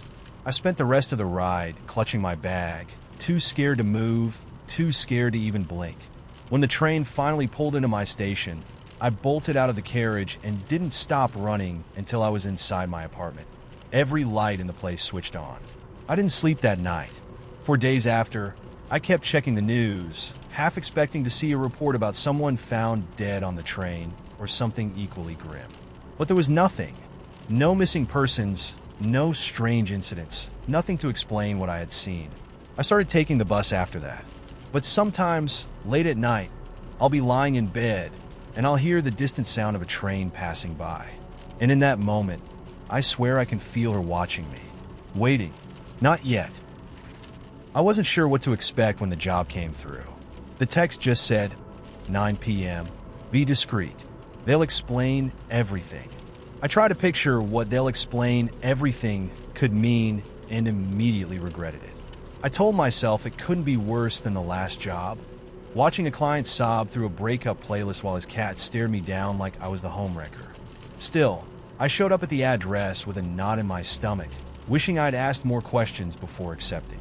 The place was fancy, not in a flashy way, but in the quiet, expensive way that said I paid more for this rug than you make in a year. It was a townhouse, the kind that looks normal from the outside but feels like a museum the moment you step through the door. I rang the bell, smoothed out the wrinkles in my jacket, and waited. The door opened, and I was greeted by a woman. She looked to be in her late 50s, short silver hair, sharp cheekbones, and a presence that felt like it could silence a room. She didn't smile, just gave me a quick once-over like she was assessing whether I was right for the job. Come in, she said, stepping aside. He's upstairs. I blinked. He. She gave a small, tired nod. My husband. Well, that wasn't what I expected, but I followed her inside, curiosity outweighing my anxiety, and we climbed the stairs to the second floor. She stopped in front of a door, gave me a look that was hard to read, somewhere between gratitude and apology, then opened it and gestured for me to go in. The room was dimly lit, warm with the scent of candles and cologne. At first, all I saw was the man lying in the bed, propped up against pillows, eyes closed and looking impossibly frail. He couldn't have been more than 60, but he looked tired. Not the kind of tired that sleep fixes, but the kind that settles deep into your bones. He opened his eyes when he heard me enter, and a flicker of recognition passed across his face, followed by a small, weary smile. "You must be Jade," he said, his voice soft but steady. I gave him a small nod. "Yeah, and you're?" "Call me Henry," he said, shifting slightly under the blankets. "Thanks for coming." I glanced over my shoulder at the woman, his wife, I assumed, who lingered in the doorway for a moment longer before giving Henry a small, sad smile. "I'll leave you two to it," she said quietly, and then she was gone, closing the door behind her with a soft click. I stood awkwardly by the bed, not sure what was expected of me. "So, what can I do for you, Henry?" I asked, keeping my tone light but respectful. He chuckled, a dry, quiet sound. "You mean besides the obvious?" I felt my face heat up, but he waved a hand, smiling kindly. "Relax, I'm just teasing." I let out a small laugh, grateful for the break in tension. "Seriously though, what can I do?" Henry gave a long, thoughtful sigh, his gaze drifting toward the window, where the night sky stretched endlessly beyond the curtains. "I just wanted to talk, if that's okay." "Of course," I said, pulling up a chair beside the bed. "What do you want to talk about?" He was quiet for a moment, as if trying to decide where to begin. Then he gave me a small, wistful smile. "Do you ever think about all the things you never got around to doing?" I blinked, caught off guard by the question. "Yeah, I think everyone does, right?" He nodded slowly, his eyes distant, as if he was seeing a lifetime of missed opportunities playing out in his mind. "I always wanted to learn to play the piano," he said softly. "Bought one when I was 40. Thought I'd have time." But he trailed off with a shrug, as if the rest of the sentence didn't need to be said. I didn't know what to say to that, so I just sat there, letting the silence settle between us. It wasn't uncomfortable, though. It felt peaceful in a way. "Do you regret anything?" he asked after a while, his gaze fixed on me like the answer really mattered. I thought about it for a moment. "I regret not saying yes more," I admitted quietly. "I always played it safe, did what I thought I was supposed to do. And now," I gave a small shrug. "I don't know. Feels like I missed out on a lot." Henry smiled, a slow, knowing smile. "You're still young," he said. "You've got time." The words were kind, but there was a weight to them, a sadness that hinted at all the things he'd run out of time for. We talked like that for hours, about the little things and the big things, about regrets and what-ifs and the strange ways life can surprise you. It was the kind of conversation you only have with someone who knows they don't have many left. At one point, Henry leaned back against the pillows with a content sigh. "You know," he said, his voice quieter now, "I think this is exactly what I needed. Just someone to sit with me, talk with me. No fuss, no expectations." I smiled. I think we both needed it. He gave me a grateful look, and for a moment, the tiredness in his eyes seemed to lift, replaced by something softer, something almost peaceful. As the night wore on, his eyelids began to droop, and I knew it was time to go. I stood up quietly, not wanting to disturb him, but he reached out and grabbed my hand before I could leave. "Thank you, Jade," he whispered. "Really? Anytime, Henry," I whispered back, squeezing his hand gently before letting go. I left the room quietly, closing the door behind me, and found his wife waiting for me at the top of the stairs. She gave me a small, tired smile, the kind of smile that carries more gratitude than words ever could. "Thank you," she said softly. I nodded, not trusting myself to speak. As I stepped out into the cool night air, I felt lighter. The job hadn't been what I expected, but maybe that was the point. Sometimes people don't need anything more than a little company. And sometimes neither do you. It was just a voicemail, a 15-second message that I ignored because I was too tired, too wrapped up in my own life to pick up the phone. I remember the moment clearly. I was lying on my couch, scrolling mindlessly through social media, half asleep from a nap that had gone on too long. My phone buzzed in my hand, and when I saw it was my aunt calling, I let it go to voicemail. I figured I'd call back later, or maybe even tomorrow. What I didn't realize was that it wasn't really my aunt calling. It was my grandmother, and that would be the last time she ever tried to speak to me. At the time, I didn't think it was a big deal. My grandma had been sick for a while, in and out of the hospital with cancer. We all knew her time was running out, but in a strange way, I had gotten used to it. She'd been sick for so long that I thought we had more time. Time to talk, time to say goodbye properly. I thought missing one call wouldn't matter, but it did. The next day, my aunt called again. This time, I answered. Her voice was shaky, but she got straight to the point. Grandma passed this morning. The words hit me like a punch to the chest, knocking the breath right out of me. I sat there, stunned, clutching the phone as if holding it tighter would make the news less real. My aunt continued, saying that Grandma had been asking about me the night before, saying she wanted to talk to me. She left a message. My aunt said softly. She just wanted to say happy birthday. I felt my heart crack right down the middle. My birthday was the next day. She had called early just to make sure she wouldn't forget, even though she could barely stay awake most of the time. And I ignored her. For a few moments, all I could hear was the hum of silence between my aunt's words, the weight of what I'd done, or rather, what I hadn't done, pressing down on me. I mumbled something, some hollow thank you for letting me know, and ended the call. Then I sat on my couch and stared at the wall, numb. When I finally found the courage to listen to the voicemail, it broke me. Her voice was weak, trembling with exhaustion, but she still managed to sound like herself. Hi, sweetie. I just wanted to say happy birthday a little early. I love you. Talk to you soon, okay? The message ended with a soft click, the kind that only old landlines make when they disconnect. That was it. The last thing she ever said to me. I must have listened to that voicemail 100 times, trying to soak up every word, every breath, every tiny sound in the background. But no matter how many times I listened, the ending was always the same. Click. It felt so final, so abrupt. I kept thinking, what if I had just picked up? What if I had answered the phone and told her I loved her one last time? Would it have made a difference? Probably not, but it would have mattered to me. It would have given me something to hold on to. Instead, all I had was a 15-second voicemail and a mountain of regret. For weeks after her death, I carried that guilt with me everywhere I went. It weighed on me in ways I couldn't explain to anyone, not even my closest friends. How do you tell people that you missed the last chance to talk to someone you loved because you were too lazy to answer the phone? How do you admit that you let your grandmother's final gesture slip through your fingers because you thought you had more time? I couldn't, so I didn't. At the funeral, I stood by my mom, pretending to be composed while my insides churned with guilt. People talked about Grandma's kindness, her strength, her stubborn sense of humor that never faltered, even in the worst of times.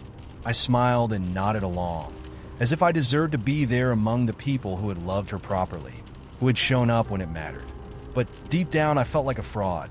I couldn't even bring myself to say goodbye when she was still here. That night, after the funeral, I sat alone in my room and listened to the voicemail again. I cried so hard my chest ached, like my heart was trying to claw its way out. I kept thinking about all the time she had been there for me, showing up to school plays, sending me little care packages during finals week, always making sure I knew I was loved. And in the end, I couldn't even be bothered to pick up the damn phone. It's been a couple of years now, and the guilt still lingers, though it's quieter these days. I've learned to live with it, the way you learn to live with a scar. It doesn't hurt all the time, but it's always there, a reminder of what I lost and what I let slip away. I still have the voicemail saved on my phone, tucked away in a folder labeled Grandma. I don't listen to it often anymore, but knowing it's there brings me a strange kind of comfort. It's like holding onto a piece of her, even though I know it will never be enough. There are moments when I wonder if she knew, if somehow she understood why I didn't pick up that night and forgave me anyway. I like to think she did. I like to believe that she loved me too much to hold a grudge, even for something as selfish as missing her last call. But the truth is, I'll never know. All I can do is carry that voicemail with me, along with the lessons it taught me. These days, I try harder. I answer the phone when my mom calls, even if it's inconvenient. I text my friends back right away, instead of telling myself I'll get to it later. I show up, even when I don't feel like it, because I know now that time is slippery and the moments we think we can afford to miss are often the ones that matter the most. I still don't tell people about the voicemail, though. It feels too personal, too heavy to share. It's one of those things that lives quietly inside me, shaping the way I move through the world without anyone ever knowing why. But in a strange way, I think that's okay. Maybe some regrets aren't meant to be shared. Maybe they're just meant to remind us to do better. And every now and then, when I'm feeling particularly brave, I'll listen to her voice again. Just for a few seconds. Just to remind myself that love, even in its simplest form, is never wasted. Even when we miss the moment, even when we fall short, love lingers. It stays with us, in voicemails and memories and tiny, fleeting moments we carry in our hearts long after the people we love are gone. And maybe that's enough. Every school has traditions, and ours was no exception. Every year, the week before the big homecoming game, rival schools would pull harmless pranks on each other. Nothing major, just toilet-papered bleachers or dumb stuff like stealing the opposing team's banner. It was all in good fun, until Jake, of course, decided that we needed to up the ante this year. Forget the banners and toilet paper, Jake said, grinning like a man who was born to create chaos. We're going to kidnap their mascot. Now, normally this would be where any sane person would walk away, but Jake had a way of making terrible ideas sound like brilliant, once-in-a-lifetime opportunities. So, naturally, we all went along with it. Our rival school, Lincoln High, had this giant, inflatable falcon that they used as their mascot. It was about 10 feet tall and filled with helium, standing proudly at every pep rally and game. Stealing it was going to require precision, teamwork, and a complete lack of common sense. All things we excelled at. The plan was simple. Sneak onto Lincoln's football field the night before their big pep rally, deflate the falcon, steal it, and bring it back to our school. Jake claimed it would be the most legendary heist in high school history. And honestly, we were all too hyped to argue with him. Jake assembled the team like we were gearing up for Ocean's 11. Dave and I were the distraction team, responsible for drawing attention away from the field. Jenny, class president, once again roped into chaos, was tasked with handling logistics because she was the only one with a working brain. And Brian, because no heist is complete without Brian and his sketchy van, was our getaway driver.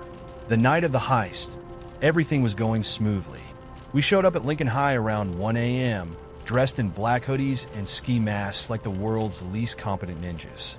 Jake insisted we bring walkie-talkies, which didn't work because they were cheap dollar store junk, but we kept them for aesthetic purposes. Dave and I kicked things off by sneaking onto the track and running around with flashlights to distract the night security guard. Our hope was that he'd think we were just a couple of dumb kids messing around and not notice the real operation happening on the football field. Meanwhile, Jake and Jenny crawled under the bleachers and reached the inflatable falcon. Jenny worked the air valve while Jake gleefully whispered, "This is going to be so epic." Everything was going perfectly until it wasn't. As the falcon started to deflate, Jake got impatient. Instead of waiting for Jenny to let the helium out slowly, he decided to yank the valve off completely. The inflatable bird shriveled up faster than we expected, and somehow, don't ask how, Jake got tangled in the deflated fabric. "Help," he whispered, shouted, rolling around on the field like a panicked burrito. Jenny tried to untangle him, but the bird was massive, and before we knew it, the falcon was floating away, with Jake still inside. Yes, you read that right. The helium-filled bird reinflated just enough to lift Jake off the ground. Not high enough to fly away, but high enough that Jake was dangling 3 feet above the field, tangled in the wings and squawking like a lunatic. Dave and I sprinted over from the track, wheezing with laughter. "How do you manage to screw things up this badly?" I asked, gasping for air. Jake, now spinning slowly in the air, muttered, "Shut up and get me down." Before we could rescue Jake from his inflatable prison, the night security guard finally noticed us. The moment he saw the floating falcon and Jake flailing inside it, he whipped out his flashlight and sprinted toward the field, shouting into his radio, "Go! Go! Go!" Jake screamed from inside the falcon, kicking his legs uselessly. Brian, ever the reliable getaway driver, pulled the van onto the field, yes, onto the field, and screeched to a stop just as the security guard reached us. We piled into the van, dragging Jake and the half-deflated falcon along with us. The bird's giant beak got stuck in the door, and it took 3 of us to shove it in while Brian screamed, "Hurry up, they're coming!" With a final heave, we yanked Jake and the falcon into the van, slammed the door, and peeled out of the parking lot, tires screeching. We thought we were home free. The falcon was ours, and we were already planning how to unveil it at the homecoming game. But halfway down the road, Brian casually looked in the rearview mirror and said, "Hey, is that a cop?" It was a very real, very angry cop. Apparently, the security guard had called the cops the second he saw us stealing the Falcon, and now we were in a high-speed chase with an inflatable bird in the back of the van. "What do we do?" Jenny shouted, panicking. "Relax," Jake said, still tangled in the Falcon's wings. "We'll just lose them." "How genius," I yelled. "This van maxes out at 40 miles an hour." With the cops closing in, Brian took a hard right down a dirt road that led to a nearby lake. Jake, still struggling with the Falcon, suddenly had the bright idea to dump it in the water. "Trust me," Jake said. "They'll never find it." Without waiting for agreement, we stopped by the lake, dragged the inflatable bird out of the van, and launched it into the water. The Falcon bobbed awkwardly on the surface, slowly drifting out into the middle of the lake like a really sad parade balloon. Just as we finished, the cop pulled up behind us, lights flashing. The officer stepped out of the car, looked at us, looked at the deflating bird floating in the lake, and just sighed. "You kids really thought this was a good idea?" he asked, shaking his head in disbelief. Jake, covered in mud and still tangled in the Falcon's wings, grinned. "I mean, kinda." To our surprise, the cop didn't arrest us. Instead, he made us fish the Falcon out of the lake, which took 2 hours, then called our parents and let them deal with the fallout. We were suspended for 2 weeks, banned from attending any homecoming activities, and forced to apologize to Lincoln High over the loudspeaker at their next pep rally. But it didn't matter, because even though we got caught, everyone remembered the heist. Years later, whenever people talk about homecoming, they don't remember the game or the score. They remember the night a group of seniors stole an inflatable Falcon, got chased by cops, and dumped it in a lake. And every time Jake tells the story, he finishes with the same line. "Sure, we didn't exactly win, but damn, we flew higher than anyone else." And you know what? He's not wrong. For the last 2 years, I've been living a culinary lie. My boyfriend thinks I'm a great cook. I'm not. I've been pretending, quite convincingly, if I do say so myself. But I live in constant fear that one day, he'll figure it out and realize that my famous pasta sauce comes straight out of a jar. It all started on our first date, when I told him that cooking was my passion. I blamed the wine. I was nervous, trying to sound interesting, and the words just slipped out. His eyes lit up, and he leaned forward, all intrigued. "You cook? That's so hot." And just like that, I was locked in. Look, I didn't plan to build an entire relationship on this lie. I figured I could keep things simple, make some basic meals, order takeout when necessary, and maybe throw in a salad for good measure. But no, turns out my boyfriend is a foodie. He watches cooking shows religiously. His idea of a good time is scrolling through recipe blogs, commenting on food forums, and experimenting with spices I've never even heard of. On our third date, he said, "You know what would be fun? Cooking dinner together." And because I apparently hate myself, I agreed. That night, I spent an hour on YouTube watching tutorials on how to dice an onion without crying. Spoiler, I still cried. By the time he arrived, I had cut exactly 2 onions, both uneven and sad-looking. He was so sweet about it. "Ah, don't worry, babe. You're probably just rusty." I nodded enthusiastically, thinking yes, rusty. That's it. But inside, I knew the truth. I couldn't tell a whisk from a spatula. The problem is, my boyfriend loves my cooking, or at least what he thinks is my cooking. What started as a small fib has now spiraled into a full-blown production. I've developed a whole system. I pre-cook meals in secret, thank you, frozen food aisle. I order takeout and pass it off as homemade. I even use my neighbor's oven to bake things, just so the apartment smells like I've been cooking all day. The other night, I served him homemade lasagna that I bought from a gourmet deli 2 blocks away. He took one bite and said, "Wow, this is better than my nana's." I nearly choked. His Italian grandmother's lasagna? I felt like I just committed a culinary war crime. But what could I do? I smiled and said, "Well, you know, a lot of love goes into it." Which wasn't technically a lie. There was a lot of love, just not a lot of effort. It's gotten to the point where he brags about me to his friends. "My girlfriend's lasagna is legendary," he tells people. "You have to try her roasted chicken. It's divine." Meanwhile, I'm sitting there nodding, thinking They'll never know it's Costco's rotisserie chicken under all that parsley. And now, because karma is a cruel mistress, he's planning a dinner party. A full dinner party. With real people. 8 guests. All expecting to be blown away by my culinary genius. The panic is real. I've spent the past week Googling things like how to make bechamel sauce and is garlic supposed to turn blue? My apartment looks like a crime scene, with flour on every surface and half-chopped vegetables littering the counter. I've tried practicing a few recipes, but everything I touch turns into a disaster. One attempt at risotto ended in a small kitchen fire, which I heroically smothered with a towel, and then immediately ordered Thai food to cover my tracks. I keep trying to tell myself that it's not too late to come clean. I could just sit him down and say, "Look, babe, there's something you need to know." I've been lying about my cooking skills since day one. My idea of gourmet is heating up frozen pizza without burning the edges. But every time I try, I chicken out. What if it breaks his heart? What if he never looks at me the same way again? So instead, I've devised a plan. I'm going to accidentally mess up the dinner party. Nothing major, just enough to lower his expectations. Maybe I'll burn the bread or oversalt the pasta. That way, when I reveal the truth later, it won't be such a shock. He'll think, oh, she's not perfect, just human. At least, that's the hope. But then, because life loves to mess with me, my boyfriend drops a bombshell. His mom, the one who taught him how to cook, is flying in for the dinner party.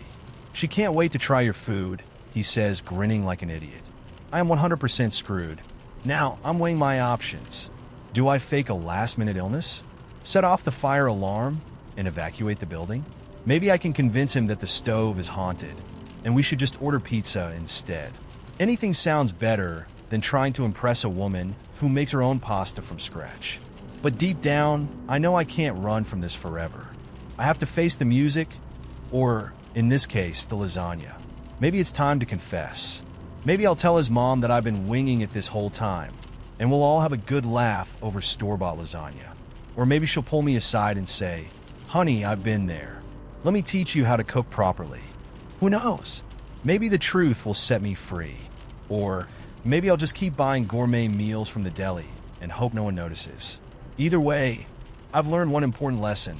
Love is a lot like cooking. Sometimes it's messy. Sometimes you don't know what you're doing. But if you add enough wine, everything usually turns out okay. And if it doesn't, well, there's always takeout. Last summer, a group of friends and I decided to take a weekend camping trip deep in the national forest. We weren't going to one of those official campgrounds with picnic tables and bathrooms. No, we wanted a real adventure. Off-the-map primitive camping. A friend of mine, Jake, knew a secret spot by a lake that he swore was perfect. Quiet, remote, and untouched by tourists.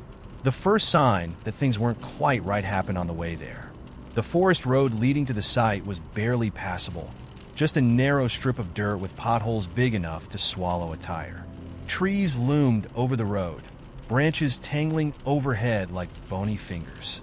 As we drove deeper into the forest, the air grew cooler, and the sunlight struggled to pierce the dense canopy.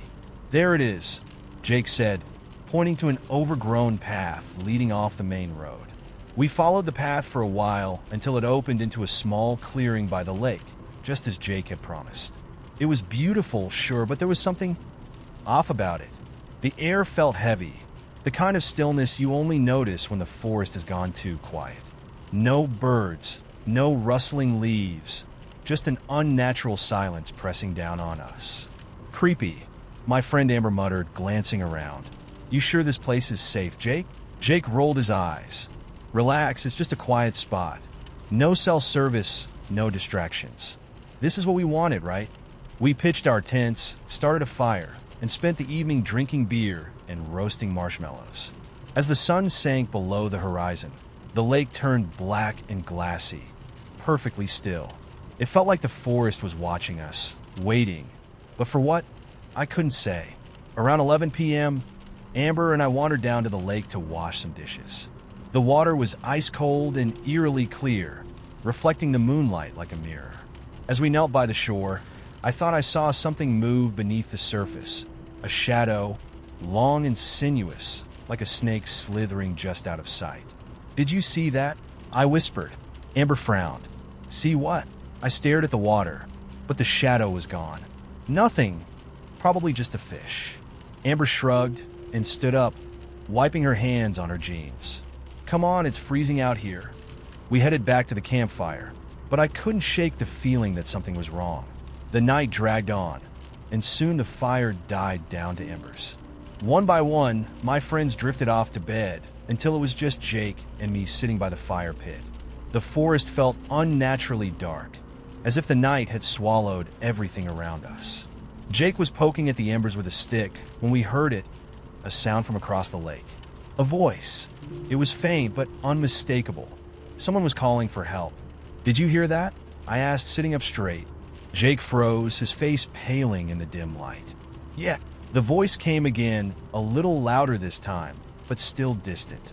Help me, please. I felt a chill run down my spine. You think someone's out there? Jake stood up, squinting toward the dark shoreline on the far side of the lake. Maybe. There are other hikers out here sometimes, right? I didn't answer. Something about the voice didn't feel right. It wasn't just the words, it was the way they were spoken, like someone was mimicking how a person in distress would sound. Too deliberate. Too practiced. Should we go check? Jake asked, but there was hesitation in his voice now. Before I could respond, Amber unzipped her tent and stuck her head out. What's going on? There's someone across the lake, Jake whispered. They're calling for help. Amber's brow furrowed. At midnight? That's weird. The voice came again, louder this time, as if whoever it was had moved closer to our side of the lake. Help me, I'm lost. Something about the way the voice carried over the water made my skin crawl. It was wrong, just wrong. We should leave, I whispered, my throat dry. Jake glanced at me, confused. What? We can't just. I'm serious, Jake. Something's not right. Amber stared at me, her expression shifting from confusion to fear. I feel it too, she whispered. We need to go. Now. The voice came again, closer still. Help me, please. Jake hesitated for a second longer, but then he saw the fear on our faces and gave a reluctant nod. All right, let's pack up. We scrambled to throw our gear into our backpacks, adrenaline pumping through our veins. The voice kept calling, closer and closer, until it sounded like it was right at the water's edge. I stole one last glance toward the lake as we packed up, and that's when I saw it. A figure was standing in the shallow water, just a few feet from the shore. It was a man, or at least it looked like one. He was pale, almost gray, with waterlogged clothes hanging off his thin frame. His eyes were wide and unblinking, and his mouth was slightly open, as if he was still calling for help. But no sound came out. Then he took a step forward, the water rippling around his legs, and that's when I saw his feet. They weren't feet. They were just roots, twisted, gnarled roots trailing into the water, as if he had grown from the lake bed itself. I grabbed Jake's arm. We need to go. Now. We didn't waste another second. We threw everything into the car and peeled out of the clearing, the tires kicking up gravel as we sped down the dirt path. As we drove away, I glanced in the rearview mirror. The figure was still standing there, just at the edge of the lake, watching us leave. And he was smiling. We never went back to that forest. Jake swore he'd never heard of anyone disappearing in that area, but I couldn't shake the feeling that we weren't the first people to encounter, whatever that thing was. To this day, whenever I hear someone call for help late at night, I get chills, because sometimes it's not a person who needs saving. Sometimes it's something else entirely. It all started with a typo. I wasn't looking for trouble. I swear I wasn't. In fact, I was doing something completely boring, paying bills. The Wi-Fi was down at my place, so I borrowed Eric's laptop while he was out running errands. We'd been together for nearly 4 years by that point, and things had been okay. Not perfect. There had been some distance between us lately, but I chalked it up to life's usual stresses. Relationships have ebbs and flows, right? But that day, life decided to teach me a different lesson. I was typing in the URL to my bank's website when the auto-suggest feature popped up. Instead of offering my usual banking login, the browser suggested an email account I didn't recognize. Kara_May88. My heart paused mid-beat. Who was Kara? And why had her email been typed into Eric's laptop? I sat there for a moment, staring at the screen, telling myself it was probably nothing. Maybe it was an old account from before we met, or maybe a friend had borrowed his laptop. But no, my gut told me otherwise. I hovered over the auto-filled email for a second longer before clicking it. The login screen filled with tiny dots, Eric's saved password automatically popping into place. My breath caught in my throat. He hadn't just typed her email into the browser by accident. He had saved her login. And that's when I knew this wasn't nothing. I told myself to close the laptop, to walk away, and pretend I hadn't seen anything. But the curiosity, the gnawing suspicion that had been quietly building over the last few months, wouldn't let me go. I clicked. The email inbox loaded instantly, and there it was, an avalanche of secrets. The first message at the top, marked with a little red heart emoji, was from Eric. Missing you already. Friday can't come soon enough. Hongxi? I felt like I'd been punched in the chest. My hands trembled as I clicked into the thread, my heart sinking deeper with every word. Their messages stretched back for months, flirty texts, inside jokes, intimate plans. They had exchanged photos too. One of them hit me the hardest. Kara smiling, wearing the necklace I had given Eric for his birthday last year. He told me he lost it. For a moment, I just sat there, numb and disoriented, as the weight of the betrayal settled over me like a thick fog. I kept scrolling, hoping, praying there would be some kind of explanation, some message that would tell me this was all just a misunderstanding. But the further I went, the worse it got. There were weekend trips, dinners at restaurants we used to go to. There were messages about laying low and making sure not to run into anyone we both knew. And then there was the final gut punch, one I never saw coming. Should I bring it up this weekend? I think she's starting to suspect. She. That was me. I was the afterthought, the obstacle in their little fantasy. They weren't just sneaking around behind my back. They were making plans for how to phase me out of Eric's life altogether. When Eric came home later that evening, I was still sitting on the couch, the laptop open on my lap. I didn't even look up as he walked through the door, humming a little tune like his life was perfect and uncomplicated. Hey babe, he said cheerfully, dropping his keys onto the kitchen counter. What's for dinner? I took a deep breath, the rage simmering just beneath my skin. I think you should ask Kara what's for dinner. His cheerful expression crumbled in an instant. His face went pale, and his eyes darted toward the laptop in my hands. Ashley, I can explain. Don't. I held up a hand to stop him, my voice cold and steady. You don't get to explain. I saw everything. He tried, of course. They always do. He stumbled over excuses, claiming it wasn't serious and that it just happened. He said he loved me, that he hadn't meant to hurt me, and that it was complicated. Complicated. Another word that cheaters love. I let him talk, though. I needed to hear him say it, to confirm everything I had already seen with my own eyes. But the more he spoke, the angrier I became. Not just at him, but at myself. How long had I ignored the signs? How many times had I convinced myself that I was just being paranoid, that the distance between us was temporary? And all along, he had been planning his escape route. When he finally stopped talking, I stood up, my decision already made. I'm done, Eric. We're done. His face crumpled in disbelief. Wait, Ashley, please. Can't we talk about this? No, I said, grabbing my bag from the chair. There's nothing to talk about. You made your choice. Now I'm making mine. He reached out, desperate, but I stepped back. Don't. Just don't. I walked out that night without looking back. I didn't give him the satisfaction of a fight, and I didn't ask for closure. The truth was I didn't need it. Some people aren't worth the confrontation, and some endings don't need explanations. In the weeks that followed, I blocked him on everything, phone, social media, even email. I cut him out of my life like a tumor, refusing to let his betrayal poison my future. And slowly, day by day, I started to heal. It wasn't easy. There were nights when the loneliness felt suffocating, when I doubted my decision and wondered if I had made a mistake. But then I would remember the emails, the lies, the plans they made behind my back. And I knew I had done the right thing. One day, months later, I received a package in the mail.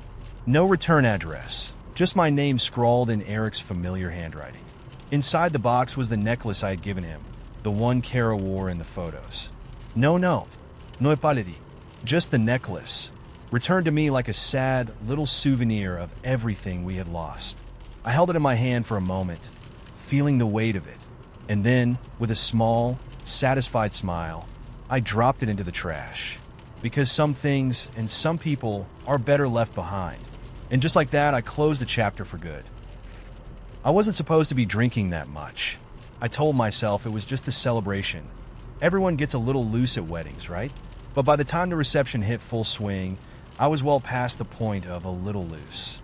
It was the kind of drunk where the room starts to spin a little, but you convince yourself you're still perfectly coordinated. The type where you feel invincible, like nothing can go wrong. Except, of course, it did. It was my friend Mark's wedding, and everything was perfect. The ceremony went off without a hitch, the bride looked stunning, and the weather held up despite the ominous forecast. Everyone was in a good mood, and by the time the open bar started, I figured, why not enjoy myself? So I did. Champagne, tequila, a few beers for good measure. That's when I made the mistake. The one that still haunts me, even now, years later. The dance floor was packed, and the DJ had just put on Shout. You know the song. It's basically a wedding tradition. People were screaming, a little bit softer now, crouching down, and then leaping up when the chorus exploded again. I was right in the thick of it, grinning like an idiot, drink in hand, feeling like the life of the party. And then, I spilled my beer. It wasn't just a little splash either. It was a full pint, dumped straight onto the middle of the dance floor. I remember watching the amber liquid spread out like some slow-motion disaster. And instead of cleaning it up or telling someone, I panicked. I froze. I stood there, hoping no one had noticed. And then I did what any coward would do. I slipped into the crowd and pretended it never happened. It wasn't even 5 minutes later when it happened. The groom's aunt, an older woman who'd been dancing with all the enthusiasm of someone half her age, stepped right into the puddle. I saw her foot slide out from under her, and before anyone could react, she was down. Hard. There was this horrible crack as her leg hit the ground, followed by a sharp cry of pain that cut through the music. Everything stopped. The DJ killed the music. People rushed over to help, crowding around her, calling for a medic. Someone mentioned calling an ambulance. The whole vibe of the night shifted in an instant, like the air had been sucked out of the room. And I just stood there, watching, knowing it was my fault. The rest of the night was a blur. They carried her out on a stretcher, her face twisted in pain. The bride looked like she was on the verge of tears, the groom's jaw clenched tight. The party tried to recover, but the magic was gone. People started leaving early, murmuring about what a shame it was that the night had ended on such a sour note. And me? I stayed quiet. I didn't tell a soul. Not then, not after. I wish I could say I came clean that night, pulled the groom aside and confessed everything. But I didn't. I told myself it was just a freak accident. She could have slipped on anything, I thought. It wasn't really my fault. But deep down, I knew the truth. That puddle of beer was mine. And because of it, Mark's wedding, the biggest day of his life, was ruined. I carried the guilt with me for months, hoping it would fade, but it never did. Every time I saw Mark or his wife, I'd feel it gnawing at me, this invisible weight pressing down on my chest. I wanted to tell him, but I couldn't find the words. What good would it do now? I told myself, it's too late. The damage is done. So I kept quiet. Life went on as life does. The wedding became just another memory, one they probably looked back on with a mixture of joy and frustration. And me? I acted like it was just another party, like nothing significant had happened. But it haunted me. Every time someone mentioned weddings or dance floors or beer, I'd feel that old shame bubble up inside me. I started avoiding Mark and his wife, making excuses whenever they invited me over. It was easier that way, easier to keep the secret buried, to pretend it never happened. Except, of course, it did. Years passed. Mark and I drifted apart, not out of any big fight or falling out, but just the slow, inevitable way friendships sometimes fade. I told myself it was for the best, but the guilt never really left. It stayed with me like a ghost I couldn't shake. Then, one day, I saw a photo online, Mark's aunt, the one who'd slipped at the wedding, standing with a walker, smiling. The caption said she'd recovered after 2 surgeries and months of physical therapy. And that's when the guilt hit me like a freight train. 2 surgeries. Because of me. That was the moment I knew I had to tell him. I couldn't carry this secret any longer. It had festered for too long, poisoned too many quiet moments. If I didn't say something, it would haunt me forever. So I called him. It had been years since we'd talked. Awkward at first, lots of polite catching up. Then, finally, I took a deep breath and said, "Mark, I need to tell you something about your wedding. Something I should have told you a long time ago." There was a pause on the other end, and for a moment, I considered hanging up, letting the secret stay buried. But I didn't. I told him everything. The spilled beer, the slip, the guilt that had eaten away at me for years. When I finished, there was a long silence. My heart was pounding, waiting for him to lash out, to tell me I was a terrible friend, that I'd ruined the most important day of his life. But instead, he just laughed. "Dude," he said, still chuckling, "I knew it was you." I blinked, stunned. "What?" "Come on," he said. "We all knew it was you. You're the only one who drinks IPAs at weddings." I sat there, stunned into silence. All this time, I thought I'd been carrying this awful secret alone, only to find out they'd known the whole time. "And honestly," Mark continued, "I'm just glad you called. I figured you felt bad, but I didn't want to make it a thing." I exhaled, the weight I'd carried for years finally lifting off my shoulders. "You're an idiot," he added with a laugh, "but you're still my friend." And just like that, it was over. The guilt, the shame, the years of avoidance. It all melted away in the space of a phone call. I hung up, feeling lighter than I had in years. Sometimes we build these walls around our mistakes, convinced they'll crush us if we admit the truth. But the truth?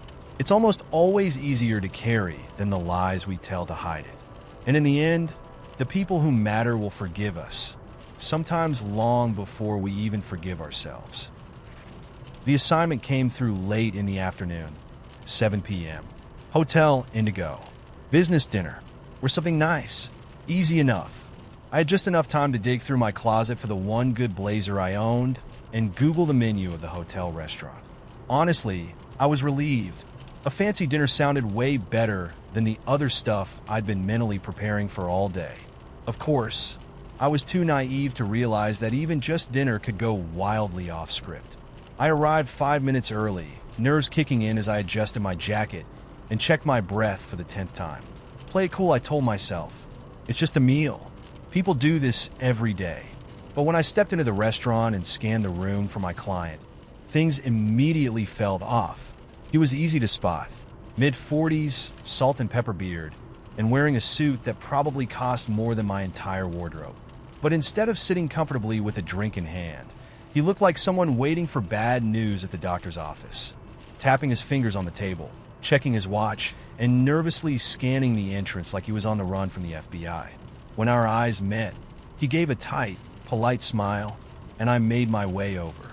"You must be Ian," I said, keeping my voice friendly but professional. Yeah, he muttered, standing up a little too quickly and nearly knocking over his water glass. "Thanks for coming. I wasn't sure if you'd actually show." That was red flag number 1.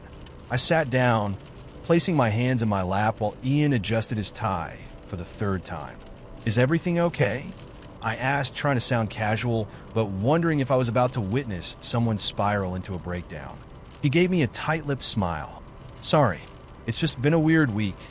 Before I could respond, the waiter appeared with menus. "Shall I bring some wine to start?"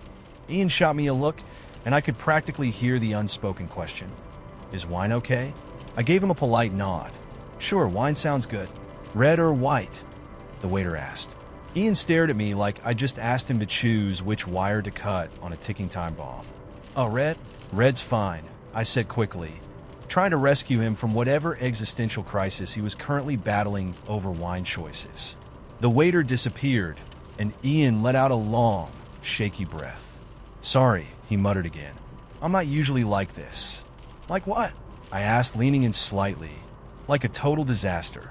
The wine arrived, and Ian poured himself a glass with the enthusiasm of a man who hadn't seen alcohol in a week. I took a small sip, trying to maintain an air of professionalism, but internally, I was already buckling up for whatever emotional roller coaster was about to unfold. So, I started gently. Why don't you tell me about your day? He laughed, a bitter, humorless chuckle that made the hair on the back of my neck stand up. Oh, where do I start? He ran a hand through his hair, clearly debating whether or not to unburden his soul onto a complete stranger. Spoiler, he did.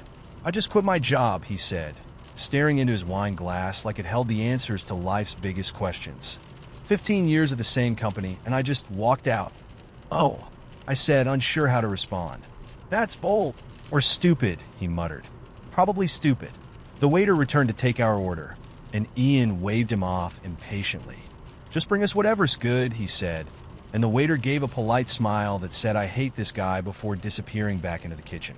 Once we were alone again, Ian leaned back in his chair and sighed. You ever feel like you're just going through the motions? Like your whole life is on autopilot, and one day you wake up and realize you've been coasting toward a cliff. I blinked, caught off guard by the sudden depth of the conversation. Yeah, I think everyone feels like that sometimes. He gave me a look, half skeptical, half grateful. Yeah? What do you do when that happens? This wasn't the kind of conversation I'd expected for my first night on the job. I thought it would be flirty small talk and awkward compliments, not an impromptu therapy session over wine.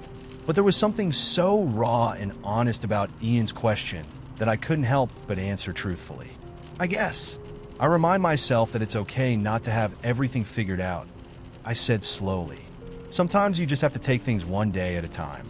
He nodded, swirling his wine glass thoughtfully. One day at a time, he repeated, as if testing out the phrase to see how it felt. For a moment, we just sat there, sipping our wine in comfortable silence. And weirdly, it felt nice, like two people sharing a moment of quiet understanding, even if we were both kind of lost in our own way. The food arrived, some fancy fusion dish with a name I couldn't pronounce, and we dug in without much ceremony. For a while, it was almost normal, just two people having dinner, talking about everything from Bat Bosses to favorite movies. At one point, Ian cracked a smile. You know, this is the most relaxed I've felt in months. And all it took was quitting my job and hiring an escort. I laughed, and so did he. It was a genuine, easy laugh, the kind that makes you forget, even for a moment, how messy life can be. When the meal ended, Ian leaned back in his chair and gave me a grateful smile. Thanks for tonight, he said quietly. I needed this. Anytime, I replied, and surprisingly, I meant it. He handed me an envelope, thicker than I expected, and stood up to leave. I think I'll be okay, he said, more to himself than to me. One day at a time, right? Right, I echoed with a small smile. As I walked out of the restaurant and into the cool night air, I felt lighter somehow.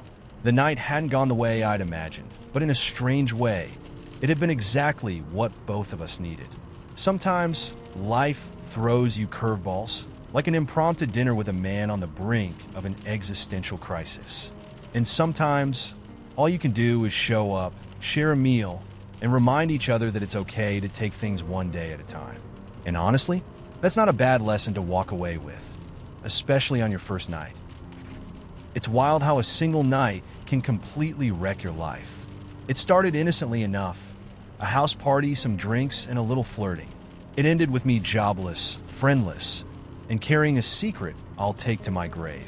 I was working at this upscale restaurant downtown, waiting tables while trying to figure out what to do with my life.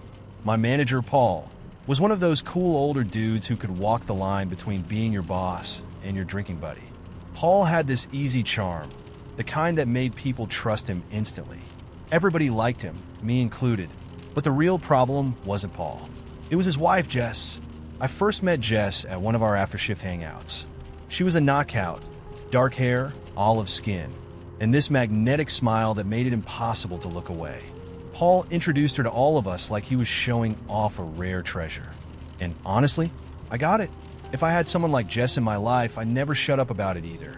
She joined us a few more times after that, and each time, I found myself talking to her more and more. It wasn't intentional. At least, that's what I told myself. She was just easy to talk to, you know? Funny, sharp, and way too good at making you feel like you were the most interesting person in the room. I could tell she liked the attention too. She had that look, like someone who was bored with her marriage but wasn't quite ready to admit it.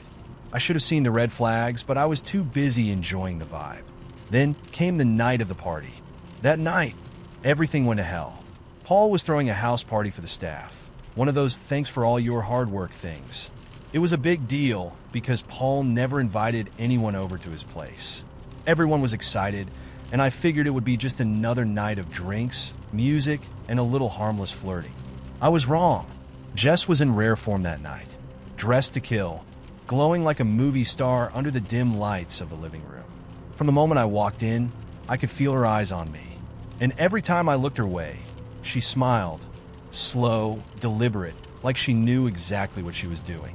Paul, meanwhile, was busy playing the perfect host, pouring drinks and telling stories.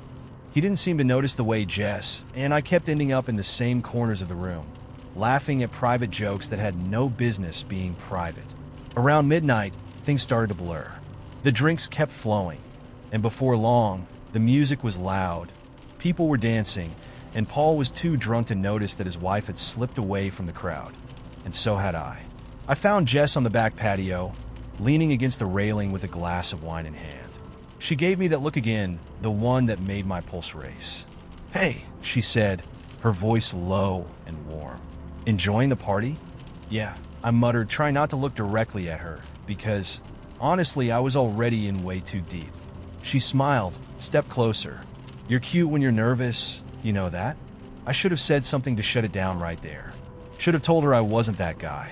But instead, I laughed, because when someone like Jess calls you cute, you forget how to be smart. Then she kissed me, and I kissed her back. We stumbled inside, breathless and tangled, and before I knew it, we were in the guest room, slamming the door behind us like a pair of teenagers sneaking away at prom. My brain was screaming at me to stop, but my body was on autopilot. The rush of it all, the danger, the forbidden thrill, it was like nothing I'd ever felt before. And then, just as things were heating up, the door swung open. There, standing in the doorway, was Paul, drunk, confused, and slowly realizing exactly what was happening. Time stopped. I'll never forget the way his face changed, the way the easy charm drained out of him, replaced by something cold and sharp. He didn't yell. He didn't say anything. He just stared at us for what felt like an eternity, like he was trying to figure out if this was a nightmare or reality. And then, without a word, he turned and walked away. Jess sat up, cursing under her breath, but all I could do was sit there in stunned silence, my heart pounding in my chest. I need to go," I whispered, scrambling to grab my clothes. Jess rolled her eyes, like she'd been through this 1,000 times before. "Relax. He'll get over it." But I knew better. I knew that nothing would ever be the same after that moment. The fallout hit fast. I tried calling Paul the next day to explain, to apologize, but he never answered. By the time I showed up for my next shift, my name had already been scrubbed from the schedule. No oublié. No explanation. Just gone. Word spread fast through the staff. Everyone knew what happened. At least, they knew enough to fill in the blanks. I became the guy who slept with the boss's wife. Friends stopped returning my texts. Coworkers gave me cold stares when we crossed paths. Overnight, I was radioactive. As for Jess, she acted like nothing had happened. She'd show up at the restaurant from time to time, smiling like she didn't have a care in the world. And every time I saw her, it felt like a knife twisting in my gut. I found another job eventually, but the damage was done. Paul and I never spoke again. I lost friends, burned bridges, and spent months drowning in regret, replaying that night in my head over and over again. And the worst part? I knew I couldn't even blame Jess. Yeah, she kissed me first, but I was the idiot who let it happen. I was the one who crossed that line. And once you cross a line like that, there's no going back. It's been a few years now, but that night still haunts me. Every time I meet someone new, I wonder if they've heard the story. Every time I pass by that old restaurant, I feel a twinge of guilt I can't shake. Some mistakes you can learn from. Others, they just follow you around, like a shadow you can't outrun. Prom is supposed to be the crown jewel of senior year, right? The glitz, the glamour, awkward dancing, overpriced tickets, and bad punch. But our class, we were broke. The student council budget was practically non-existent after they blew most of it on new marching band uniforms and that ill-advised Spirit Week DJ, who only played 2008 dubstep remixes. Long story short, there was no money left for prom. The school tried to convince us that we could hold it in the cafeteria with some balloons and a Bluetooth speaker. But Jake, you guessed it, had other plans. "We're not having prom in a cafeteria like animals," Jake said with absolute conviction. "If the school won't give us a proper prom, we'll just have to steal one." Now, any reasonable person would have laughed off that idea. But here's the thing about Jake. He never jokes about this kind of stuff. And once he got the ball rolling, there was no stopping it. We met after school in Jake's garage, where he unveiled his master plan, complete with a hand-drawn blueprint on a piece of crumpled notebook paper. His idea? Crash another school's prom and make it ours. "You can't steal a prom," Dave said, shaking his head. Jake grinned. "Can't is just come with a bad attitude, my friend." Here was the plan. 1. Find another school's prom being held the same night as ours. 2. Sneak in, blend with the crowd, take over the DJ booth, and make it our prom. 3. 4. Legendary status. We were all in, even if it meant getting banned from both schools forever. This was the kind of chaos we couldn't resist. Our target? West Valley High, a rich kid school with a prom hosted at some fancy hotel ballroom downtown. The kind of place with chandeliers, an actual dance floor, and a chocolate fountain that didn't look like it came from someone's backyard wedding. Their theme was a night in Paris, which according to Jake, was perfect for us because no one will notice when strangers crash it. His logic was apparently flawless. Jake assigned roles like a heist movie director. Dave and I were the infiltration team, responsible for sneaking in through the hotel's side entrance. Jake was the DJ distraction unit, tasked with commandeering the sound system.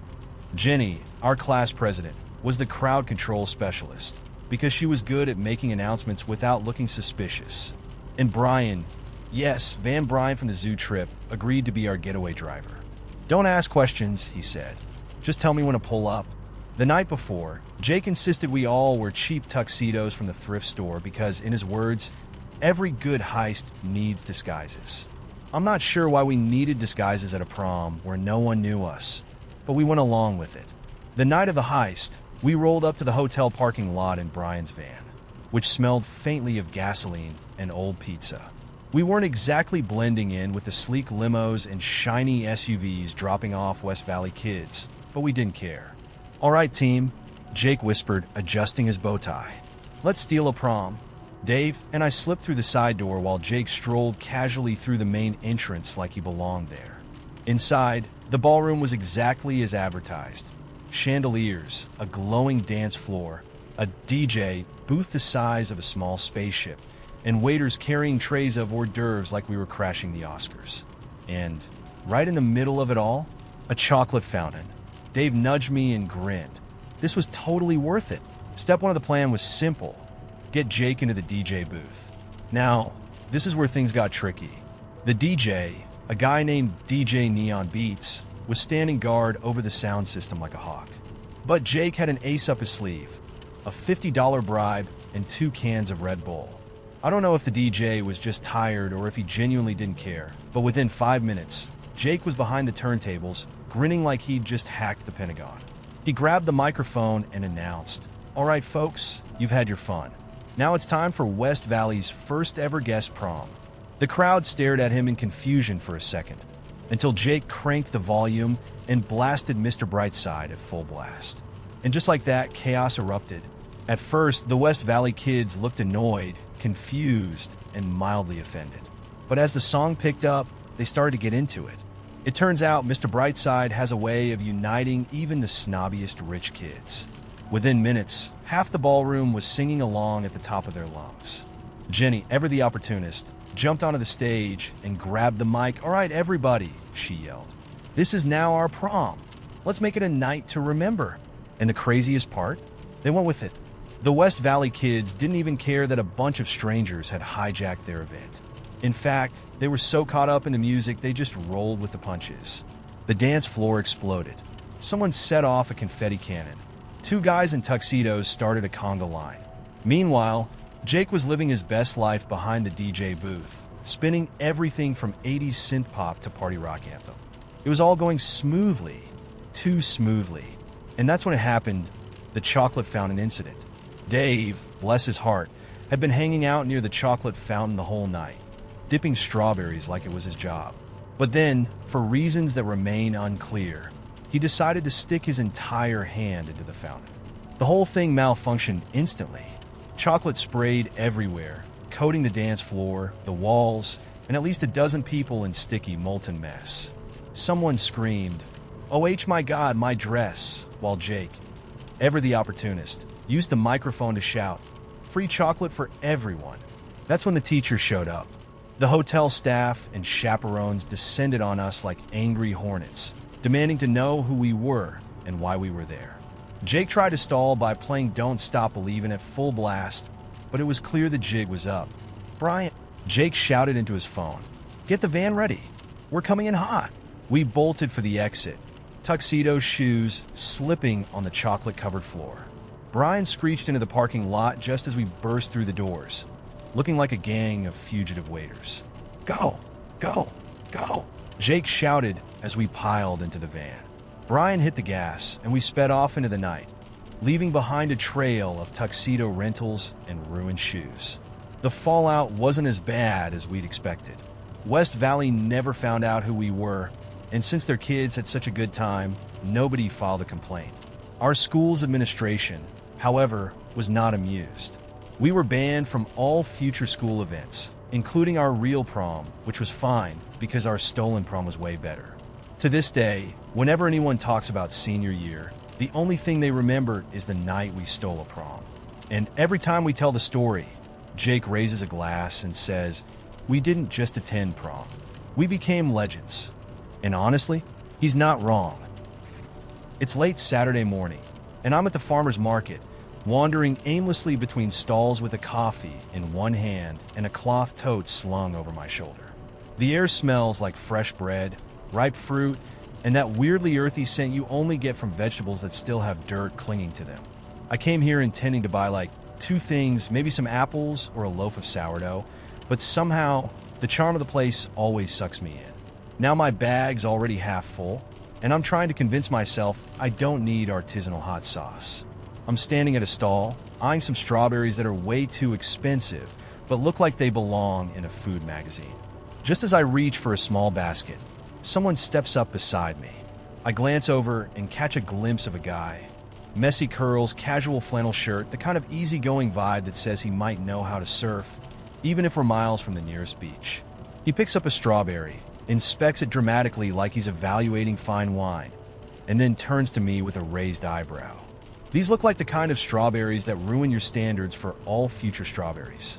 I laugh, surprised by how easily he slips into conversation. Right? Like, you'll never be able to go back to grocery store fruit again. Exactly, he says, setting the strawberry down carefully. It's a slippery slope. 1 minute you're spending $5 on berries. Next thing you know, you're only drinking small batch kombucha and arguing about sourdough starters. I grin, warming to the playful tone. You say that like it hasn't already happened to you. He puts a hand over his heart, mock offended.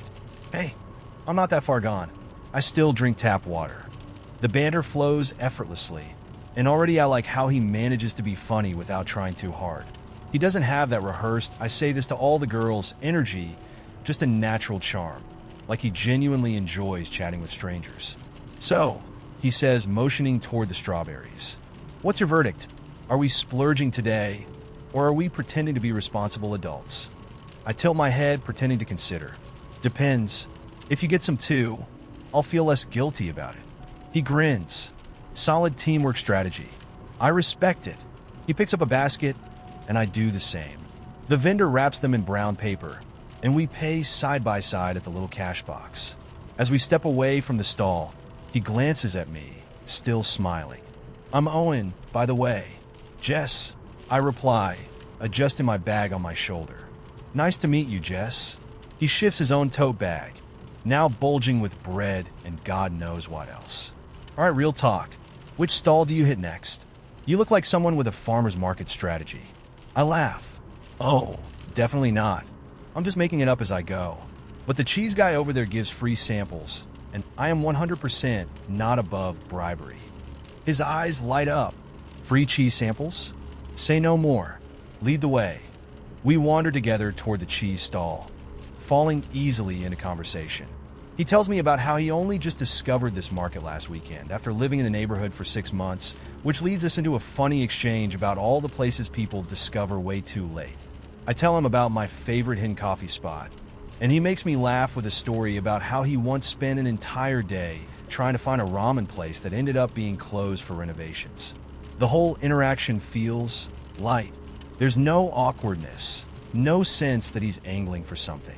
Just two people sharing a fun moment in a place that smells like honey and fresh herbs. We reach the cheese stall, and as promised, the vendor hands out tiny toothpicks skewering cubes of aged cheddar. Owen pops one in his mouth, nodding thoughtfully like he's a food critic. Wow, he says, eyes wide with mock seriousness. This cheese might be life-changing. Careful, I warn. This is how it starts. First free cheese samples. Then next thing you know, you're building charcuterie boards for fun. He laughs, and it's a warm, genuine sound, the kind of laugh that makes you want to keep talking just to hear it again. We linger by the cheese stall a little longer, grabbing more samples, no shame, and I realize how rare it is to meet someone who knows how to enjoy a simple interaction without overcomplicating it. Owen isn't pushing for anything, just going with the flow, like he's perfectly content whether this conversation lasts 5 minutes or the whole afternoon. As we finish our samples, I shift my bag and glance at the time on my phone.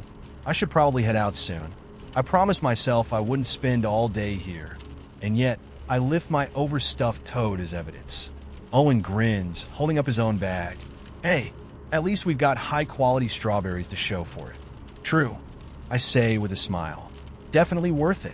He pauses for a second, like he's weighing his next move.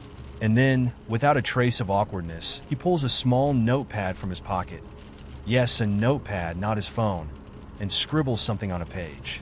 He tears it off and hands it to me. In case you ever want to grab coffee sometime, he says casually like it's no big deal. Or, if you need someone to split overpriced fruit with. I glance down at the paper. Just his name, Owen, and a phone number. No pressure, no expectations. Just a simple, friendly offer. I tuck the note into my bag, smiling. Thanks, I might just take you up on that. He gives me a little wave, slinging his bag over his shoulder. Enjoy the rest of your market adventures, Jess. You too, Owen. And just like that, he's off, disappearing into the crowd with the same easy energy he had when he first walked up. I stand there for a second, watching him go, and I can't help but smile. It's rare to meet someone who knows how to turn a small, unexpected encounter into something genuinely enjoyable. And yeah, I texted him, because anyone who carries a notepad around in 2024 and knows the value of free cheese samples is someone worth knowing.